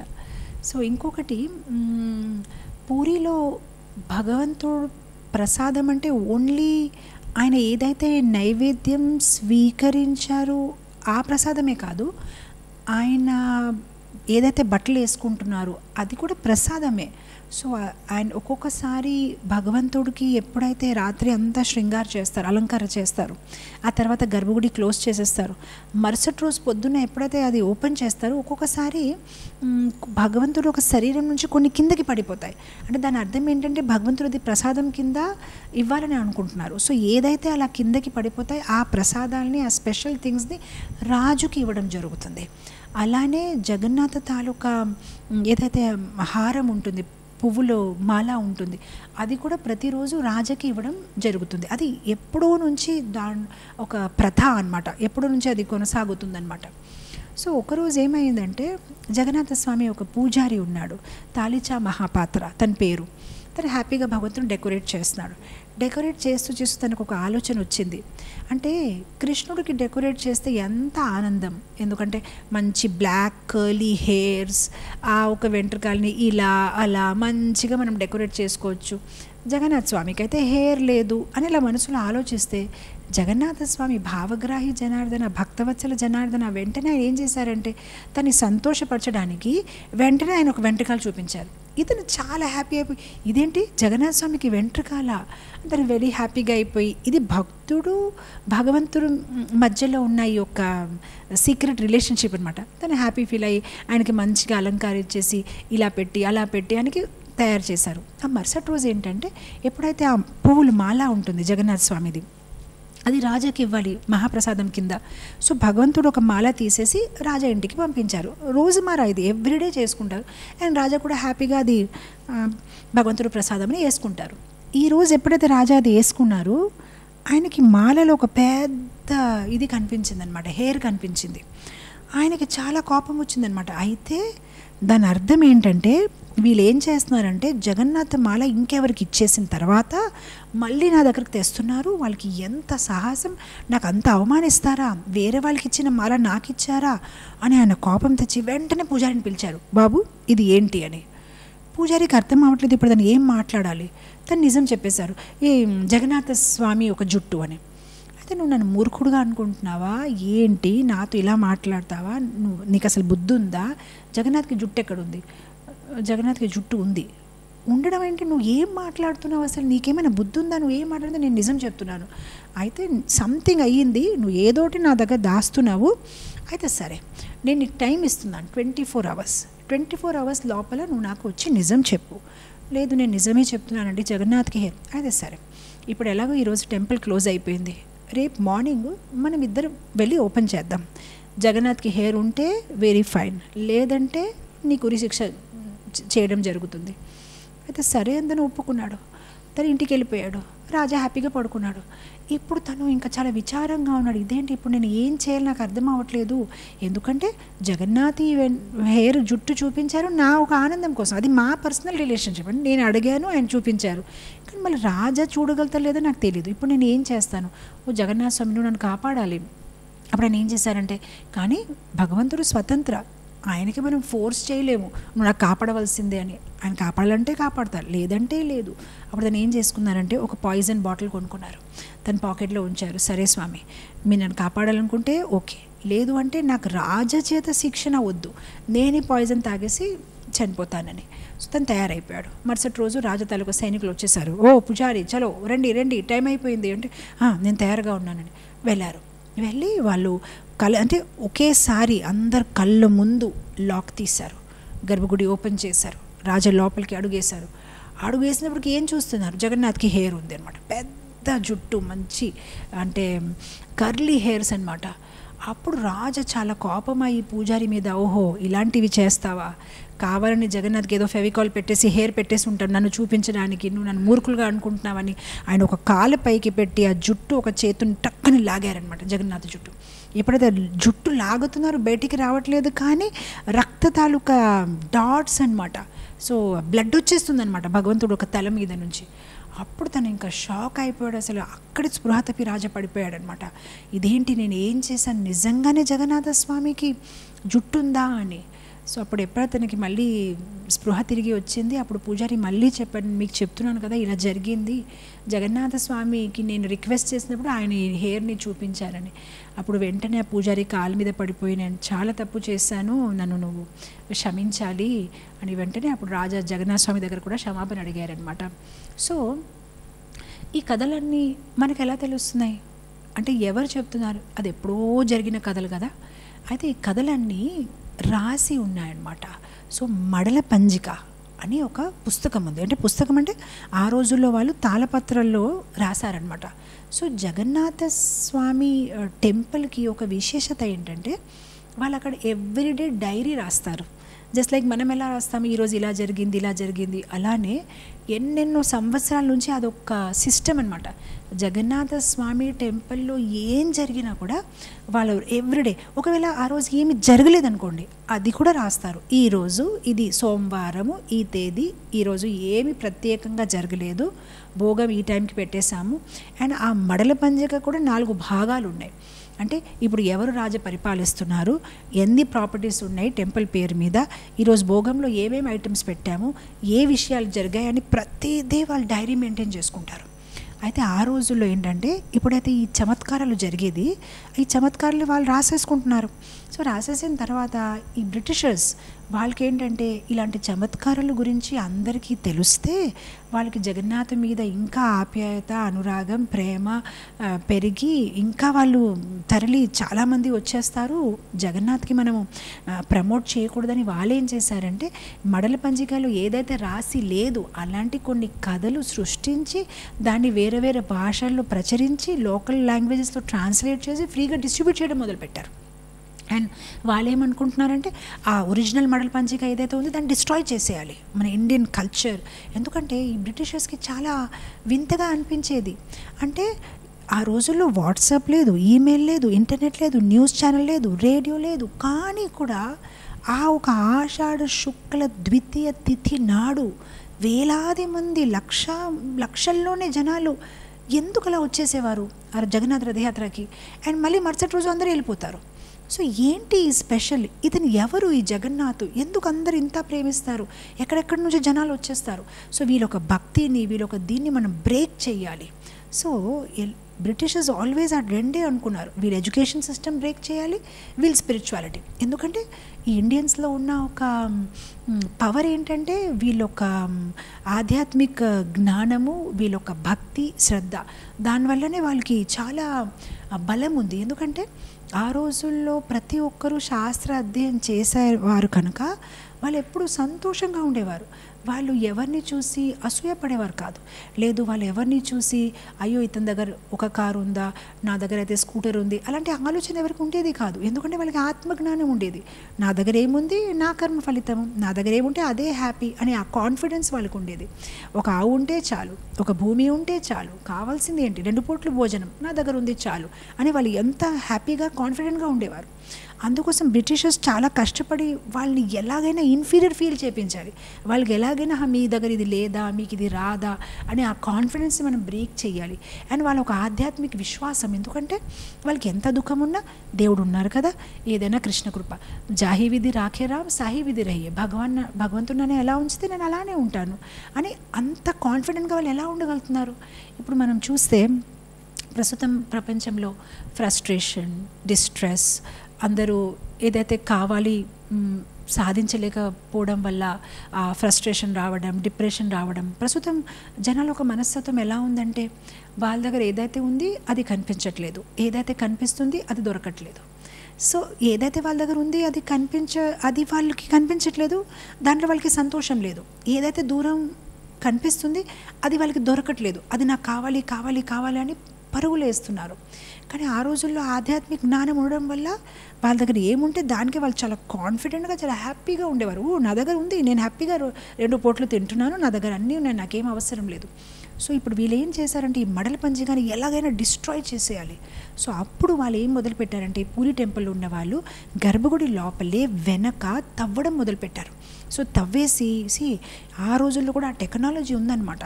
దాన్ని దాన్ని స్టోర్ చేసుకున్నారు. ఆ తాళపత్రాలన్నీ చాలా సేఫ్గా వీళ్ళకి తెలియకుండా దాన్ని మూసేసి ఉంచారు. సో దాట్ తర్వాత తరాల్లో ఎవరైతే వస్తారో వాళ్ళకి నిజమైన ఘటనలు ఏమేమి జరిగాయి అన్నీ వాళ్ళకి తెలుసుకోవాలని అన్ని లోపల దాచేసి ఉన్నారు. ఆ తర్వాత అఫ్కోర్స్ ఎప్పుడైతే ఇండియాకి ఇండిపెండెన్స్ వచ్చేసింది, చాలామంది హిందూ రాజాలు వాళ్ళందరూ హెల్ప్ చేసేసి మళ్ళీ దాన్ని తీసి మెల్లమెల్లగా, సో ఇప్పటికీ కూడా మీకు ఒకేసారి వాళ్ళు ఏం తీయరు, కొన్ని తీసి దాని గురించి ఎవరైతే పూర్వంలో పాండాల్లాగా సేవ చేసుకున్నారు వాళ్ళ పిల్లలకి, వాళ్ళ పిల్లలకి చెప్పడం వల్ల ఈ మెల్లమెల్లగా ఈ ఒక లీలలు, ఘటనలు మనకి అందుబాటులో వచ్చాయన్నమాట. ఓహో ఇలా జరిగిందా, అలా జరిగిందా అనమాట. సో ఇలా ఈ జగన్నాథ స్వామి టెంపుల్లో జరిగిన ప్రతి ఒక్క ఘటనని వాళ్ళు డాక్యుమెంట్ చేసుకుంటారనమాట. సో ఏది జరగలేదంటే అది కూడా రాస్తారు. ఇన్ఫ్యాక్ట్ అక్కడ నైవేద్యం పెట్టినా కూడా కొన్ని రిచువల్స్ ఉంటాయి. ఫర్ ఎగ్జాంపుల్ భగవంతుడికి నైవేద్యం పెడుతున్నారు చూడండి. నైవేద్యం పెట్టినప్పుడు మనకి ఎలా తెలుస్తుంది భగవంతుడు నైవేద్యాన్ని స్వీకరించారా లేదా? సో దానికి ఒక సిస్టమ్ ఉంది. పూజారులు ఆచమనం చేసుకుంటారు. ఆచమనం చేసినప్పటికీ చేతిలో నీళ్ళు పెడతారు. ఆ నీళ్ళలోనే జగన్నాథ స్వామి ఒక ప్రతిబింబం కనిపించాలి. ఒకవేళ ప్రతిబింబం కనిపించలేదనుకోండి, అయితే ప్రసాదంలో ఏదో ప్రాబ్లం ఉంది. మొత్తం ఆ నైవేద్యాన్ని తీసుకొని మట్టి తవ్వేసి దాని లోపల వేసేసి మళ్ళీ ఇంకొకసారి వంట చేసుకుంటారు. సో అలా వాళ్ళకి చాలా స్పెషల్ రిచువల్స్ ఉన్నాయన్నమాట. అంటే అది పంచరాత్రిక విధులు కాదు, అలా అయినా పూర్తిగా తాంత్రికం కూడా కాదు, అన్నీ మిక్స్ ఉన్నాయన్నమాట. సో మామూలుగా అయినా ఏ టెంపుల్లో అయినా కొన్ని అంటే వాళ్ళ ఆగమ శాస్త్రం అయినా లేక పర్టికులర్ విధిని ఫాలో అవుతారు. కానీ వీళ్ళేంటంటే అన్నీ మిక్స్ అనమాట. సో ఎప్పుడైతే ఒకసారి రామానుజాచార్యులు వచ్చారు, ఆయన ఇది గమనించారు. ఆయన పూరి వెళ్ళినప్పుడు ఇదేంటి వీళ్ళు సరిగ్గా ఏమీ ఫాలో చేయరు. ఒకరోజు 4 o'clock టెంపుల్ ఓపెన్ చేసేస్తే ఒకరోజు 5 o'clock అయినా చేయవచ్చు, ఒకరోజు ఇది పెడితే ఒకరోజు అది కూడా పెట్టవచ్చు. వాళ్ళు సిస్టమాటిక్ కానీ ఎందుకు ఫాలో అవ్వట్లేదంటే ఆయన ఏం చేశారంటే రాజా దగ్గరికి వెళ్ళిపోయి, ఐ థింక్ అప్పటికి చోడగంగ దేవరాజా ఉన్నారు ఏమో, ఆయన దగ్గరికి వెళ్ళిపోయి రాజా మొత్తం నా శిష్యులందరినీ తీసుకొని మాకు మీరు అవకాశం ఇస్తే మేము పూరి టెంపుల్లో అన్నీ సర్దుకుంటాను, సరిగ్గానే పూజా విధులు ఎలా ఉండాలి అంత పర్ఫెక్ట్గా మేము ఎస్టాబ్లిష్ చేసుకుంటాము, ఈ పాండాలు సరిగ్గా చెయ్యట్లేదు, వీళ్ళని మీరు రిమూవ్ చేసేయండి. అప్పుడు రాజా వెంటనే అయితే సరే అని ఆయన ఒప్పుకున్నారు. ఎందుకంటే ఈయన శాస్త్రం నుంచి అన్ని ప్రమాణాలు చూపించారు. అసలు దేవాది దేవుడు జగన్నాథ్ అంటే కృష్ణుడు, ఆయన ఎలా సేవించాలి, ఎలా పూజించాలి, అర్చన పద్ధతి ఎలా ఉండాలి, ఆయన అంతా చెప్పినప్పటికీ రాజా కూడా ఫుల్గా ఇంప్రెస్ అయిపోయి అయితే సరే ఆచార్య మీరు మంచి ముహూర్తం చూడండి అంటే వచ్చే 2 రోజుల్లోనే ఇది మనం చేసుకోవచ్చు అంటే రాజా వెంటనే పూజారిని పిలిచేసి అయ్యే బాబు మీరు చాలా రోజులు జగన్నాథ్కి సేవ చేశారు, పండాలందరినీ పిలిచేసి ఇంకా చాలు, ఇంకా ఎల్లుండి నుంచి రామానుజాచార్య సేవ చేసుకుంటారు, మీరు అన్ని తాళాలు అన్ని వాళ్ళకి అప్పచెప్పేయండి. ఇప్పుడు ఈ పాండాలు షాక్, ఎందుకంటే తరతరాల నుంచి వీళ్ళు జగన్నాథ స్వామిని సేవిస్తున్నారు. వాళ్ళంతా పర్ఫెక్ట్గా ఉండకపోకుండా వాళ్ళంతా పర్ఫెక్ట్గా లేనప్పటికైనా వాళ్ళకి జగన్నాథ్తో ఒక స్పెషల్ రిలేషన్షిప్ ఉంది. వాళ్ళు జగన్నాథ్కి వాళ్ళ సొంత ప్రాపర్టీ అనుకుంటారు. సో వీళ్ళందరూ ఇంకా ఏడుపులు మొదలుపెట్టారనమాట. మమ్మల్ని అనిపించేస్తున్నారా, ఇప్పుడు ఏంటి, మేము జగన్నాథ్ని చూడకుండా ఉండలేము, జగన్నాథ్ని సేవించకుండా ఉండలేము. అప్పుడు వాళ్ళు ఏం చేశారు, వాళ్ళందరూ జగన్నాథ్ దగ్గరికి వెళ్ళిపోయి అభ్యంతరించారు, ఏంటి జగన్నాథ స్వామి ఇలా చేస్తున్నారండి. కొందరైతే జగన్నాథ్తోని ఫైటింగ్ చేసుకున్నారు. వాళ్ళందరూ జగన్నాథ్కి కాళియా అని పిలుస్తారు. మామూలుగా ఇప్పుడు అందరికీ ముద్దు పేరు ఉంటుంది కదా, మన ఇంట్లో పిల్లలకి ఏంటంటే ఏదో కన్నా బుజ్జి ఏదో మనం అంటాం కదా, అలా వాళ్ళు జగన్నాథ్ని ఒరే కాళియా అంటారు. కాళియా అంటే నల్లగా ఉండేవాడు. సో వాళ్ళు ఇంకా గట్టిగానే తనతో ఫైట్ చేయడం మొదలుపెట్టారు. జగన్నాథ్, నీకు మేము కాళియా అని పిలుస్తాం, ఎందుకంటే నువ్వు చూడ్డానికి నల్లగా ఉన్నావు. కానీ మాకు ఈరోజు అర్థమైంది, నువ్వు చూడ్డానికే కాదు, నీ మనసు కూడా నల్లగానే ఉంది, నీ హృదయం నిజంగానే నల్లగా ఉంది. అసలు నీకు హృదయం ఉందా? హృదయం లేదు, రాయి ఉంది, రాయి లోపల. ఎందుకంటే నీకు అంతలాగా రాధారాణి ప్రేమించారు, రాధారాణిని వదిలేసి వెళ్ళిపోయావు. నీకు అంతలాగా యశోదామాత ప్రేమించారు. ఒక్క నిమిషంలోనే ఎప్పుడైతే అక్రూరుడు వచ్చాడు, నీకు మథుర తీసుకువెళ్తానంటే, ఆహా మథుర పెద్ద సిటీ కదా, పెద్ద నగరము, పెద్ద ఏంటంటే ఆ బిల్డింగ్స్ ఉంటాయేమో, నేను చూస్తానని ఆ ఒక ఉత్సాహంతో నీ అమ్మని కూడా వదిలేసి వెళ్ళిపోయావు. నువ్వు అలానే ఉన్నావు, రాధారాణిని వదిలేసావు, యశోదామాతని వదిలేసావు. చివరికి సీతాదేవి, ఎవరైతే అడవిలో నీకు ఎన్ని సంవత్సరాలు నీతో పాటు ఉంది, ఆవిడని కూడా ఎవరొక్క సాకల వాళ్ళు ఒక మాట అంటే ఆవిడని కూడా బహిష్కరించేసావు. అయితే నువ్వు అలానే ఉన్నావు, నీకు ప్రేమించిన వాళ్ళని నువ్వు పట్టించుకోవు, చాలా స్వార్థిగా ఉన్నావు. ఈరోజు రామానుచారి వచ్చేసి నీకు సేవని చేస్తానంటే నువ్వు చాలా ఎక్సైట్ అయిపోతున్నావు. ఆహా కొత్త పూజారులు కొత్తగా నాకు సేవని చేస్తారు, కానీ మమ్మల్ని మర్చిపోతున్నావు, నిజంగానే నీకు హృదయం అనేది లేదు, నువ్వు రాయిగా ఉన్నావని వాళ్ళు ఏడుస్తున్నారనమాట. అంటే నీకు మేము గుర్తు రామా, నీకు వద్దా మా సేవ, ఎన్నాళ్ళు మనం ఇంత కలిసి నీకు ఎంత చక్కగా సేవని చేశాము అని వాళ్ళు అలా ఏడుస్తూ ఇంక రోజంతా ఎవరు ఏమి తినకుండా అలా ఉండిపోయారు. ఇంకా మళ్ళీ అయిపోయింది కదా, మరుసటి రోజు ఇంకా తయారవ్వాలి, వాళ్ళందరూ స్నానాలు చేసేసి ఇంకా వచ్చేసారు. తాళాలు ఇవ్వవలసింది, ఎందుకంటే రాజా ఏం చెప్తే అదే, పూరిలో రాజాయే గొప్ప అనమాట. మొత్తం మీద వాళ్ళు రెడీ అయిపోయారు. అటువైపు చూస్తే రామానుచారి శిష్యులు వాళ్ళందరూ తయారుగా ఉన్నారు. ముహూర్తం టైం అయిపోతుంది, రాజా వచ్చేసారు, కానీ రామానుచారి లేరు. సో అందరు వేచి ఉన్నారు, రామానుచారి ఇంకా రాలేదు, ఇంత ఆలస్యం ఏంటి, ఇంకా ఆలస్యం. సో మార్నింగ్ ముహూర్తం టైం, మార్నింగ్కి మధ్యాహ్నం అయింది, మధ్యాహ్నంకి సాయంత్రం అయింది, రామానుచారి రాలేదు. ఇంకా రాలేదు కదా, ఏమైందో ఏంటో అని రాజా ఇంకా మళ్ళీ తిరిగి తాళాలు వాళ్ళకే ఇచ్చేసి మీరు చేసుకోండి సేవ అని అన్నారు. సో ఇప్పుడు ఆ శిష్యులు బెంగగా మా గురుగారు ఎక్కడికి వెళ్ళిపోయారని వాళ్ళందరూ వెతుకుంటున్నారు అనమాట. అప్పుడు వాళ్ళకి ఏమర్థమయ్యేదంటే, జగన్నాథ స్వామి ఏం చేశారంటే, రాత్రిపూట రామానుచారి నిద్రపోతూ ఉంటే ఆయన మంచంతో పాటు ఆయనకు వచ్చి శ్రీకాకుళంలో పడేశారు. సో ఇక్కడ శ్రీకాకుళంలో ఆయనకి పడేస్తే పొద్దున ఆయన లేచి చూస్తే, నేను జగన్నాథ్పురిలో ఉన్నాను కదా, ఇక్కడ ఎలా వచ్చేసాను, ఇదేం ప్రదేశం. ఇక్కడ చూస్తే ఏంటంటే ఒక శివలింగం ఉంది, ఆ శివలింగంకి అందరూ పూజిస్తున్నారు. ఓ ఇక్కడ శివక్షేత్రమా, ఇది శివలింగ అని దగ్గరకుండి వెళ్ళి చూస్తే ఇది శివలింగం కాదు, వీళ్ళందరూ ఓం నమో శివాయ అంటున్నారు, ఏంటి ఇది శివలింగం కాదు, ఇది కూర్మ భగవాను, 2 చిన్న కాళ్ళు ఉన్నాయి, చిన్న చేతులు ఉన్నాయి అని అప్పుడు వాళ్ళందరికీ చూపించారు. మీరు ఒక్కసారి జరగండి నేను చూపిస్తానని కొంచెం తవ్వి చూస్తే ఆ మొహము అన్నీ కనిపించింది అనమాట. శివుడు కాదండి, ఇది కూర్మ భగవాన్ అండి. అప్పుడు వెంటనే రామానుచారి అక్కడ కూర్మదేవ్ ఒక పూజని స్థాపించారనమాట. అండ్ మళ్ళీ ఇంకా జగన్నాథ్పురి తిరిగి వెళ్ళలేదు, ఆయనకు అర్థమైపోయింది భగవంతుడు నన్ను అక్కడి నుంచి తోసేశారు, ఆయన పాండాల దగ్గరే సేవ తీసుకోవాలని ఉందేమో అని ఆయన మళ్ళీ వెనక వెళ్ళలేదు. ఆయన హ్యాపీగా ఇక్కడే వాళ్ళ శిష్యుల్ని అందరినీ పిలిచేసి అంటే కూర్మక్షేత్రంలోనే చక్కగా అక్కడ శ్రీదేవి భూదేవిని పెట్టి అంతా స్థాపించి చక్కని టెంపుల్ కట్టించి అక్కడ పూజలు మొదలుపెట్టారనమాట. సో అలా జగన్నాథ్ స్వామి ఒక టెంపుల్ని కనెక్షన్లో ఎన్ని మంచి అద్భుతమైన కథలు ఉన్నాయి. ఆయన ఒక రూపము, ఆయన ఒక ప్రసాదము, ఆయన ఒక దేవాలయము, ఆయన ఒక భక్తులు, ఎన్నెన్నో మంచి లీలలు. మనం జగన్నాథ స్వామి ఒక రూపం చూస్తే కూడా అది ఎంత అద్భుతంగా ఉంటుంది. ఆయన ఒక చేతులు చూసారా ఇలా ఉంటాయి, అంటే అది ఎలా ఉన్నాయంటే భక్తుల్ని పిలుస్తున్నారనమాట, మీరు నా దగ్గరికి రండి, నేను మిమ్మల్ని కవగలిస్తాను. ఆయన ఒక కాలు చూస్తే ఆయనకి కాలే లేదు, దాని అర్థం ఏంటంటే ఆయన ఎక్కడికి వెళ్ళిపోరు. కృష్ణుడు అంటే ఒక్క నిమిషం ఇక్కడ ఉంటారు, మళ్ళీ ఒక్క నిమిషం ఇంకెక్కడో పారిపోతారన్నమాట, ఆయన మనకి అందుబాటులో రారు. కానీ జగన్నాథ స్వామి ఎల్లప్పుడూ భక్తుల్ని దీవించడానికి అలానే ఉంటారు. ఆయన ఒక కళ్ళు చూడండి పెద్దగా ఉంటాయి, అంటే కృష్ణుడు ఒక కళ్ళు ఏంటంటే పద్మాక్షులు కదా. సో అది అంటే చాలా పెద్దగా ఉన్నప్పటికైనా ఎంతవరకు చూడగలుగుతారు. కానీ జగన్నాథ స్వామి యొక్క కళ్ళు చూస్తే రౌండ్గా ఉంటుందన్నమాట, ఆయన పెద్ద సైజులో. సో ఆయన ఏ భక్తుల్ని కూడా ఆయన ఎప్పటికీ మిస్ చేయరనమాట, అందరికీ ఆయన చూస్తారు. అంటే మామూలుగా మనం గుడికి వెళ్తే ఒకరిని ఒకరు తోసుకుంటాం, అంటే ముందుకెళ్ళి భగవంతుని చూడాలి, భగవంతుని నాయవైపు చూడాలి. కానీ జగన్నాథ స్వామి టెంపుల్ మీరు తోసే అవసరం లేదు, మీరు ఎంత దూరం వెనక ఉన్నా కూడా జగన్నాథ స్వామి మీ వైపు చూస్తారనమాట. పెద్ద పెద్ద కళ్ళు అనమాట ఆయనకి, పెద్ద పెద్ద భుజాలు. సో ఆయన ఎప్పుడు భగవంతుడు ఆయన ఈ యొక్క రూపంలోని చాలా మంచి మూడ్లో ఉంటారు. ఈయన ఎల్లప్పుడూ వాళ్ళ భక్తుల్ని కవగిలించడానికి, వాళ్ళని దీవించడానికి ఆయన తయారుగా ఉంటారు. సో ఆయన ఒక రూపము, ఆయన ఒక ప్రసాదము, ఆయన ఒక దేవాలయము చాలా అద్భుతంగా ఉంది. అయితే ఈరోజు ఇక్కడే ముగిస్తాను.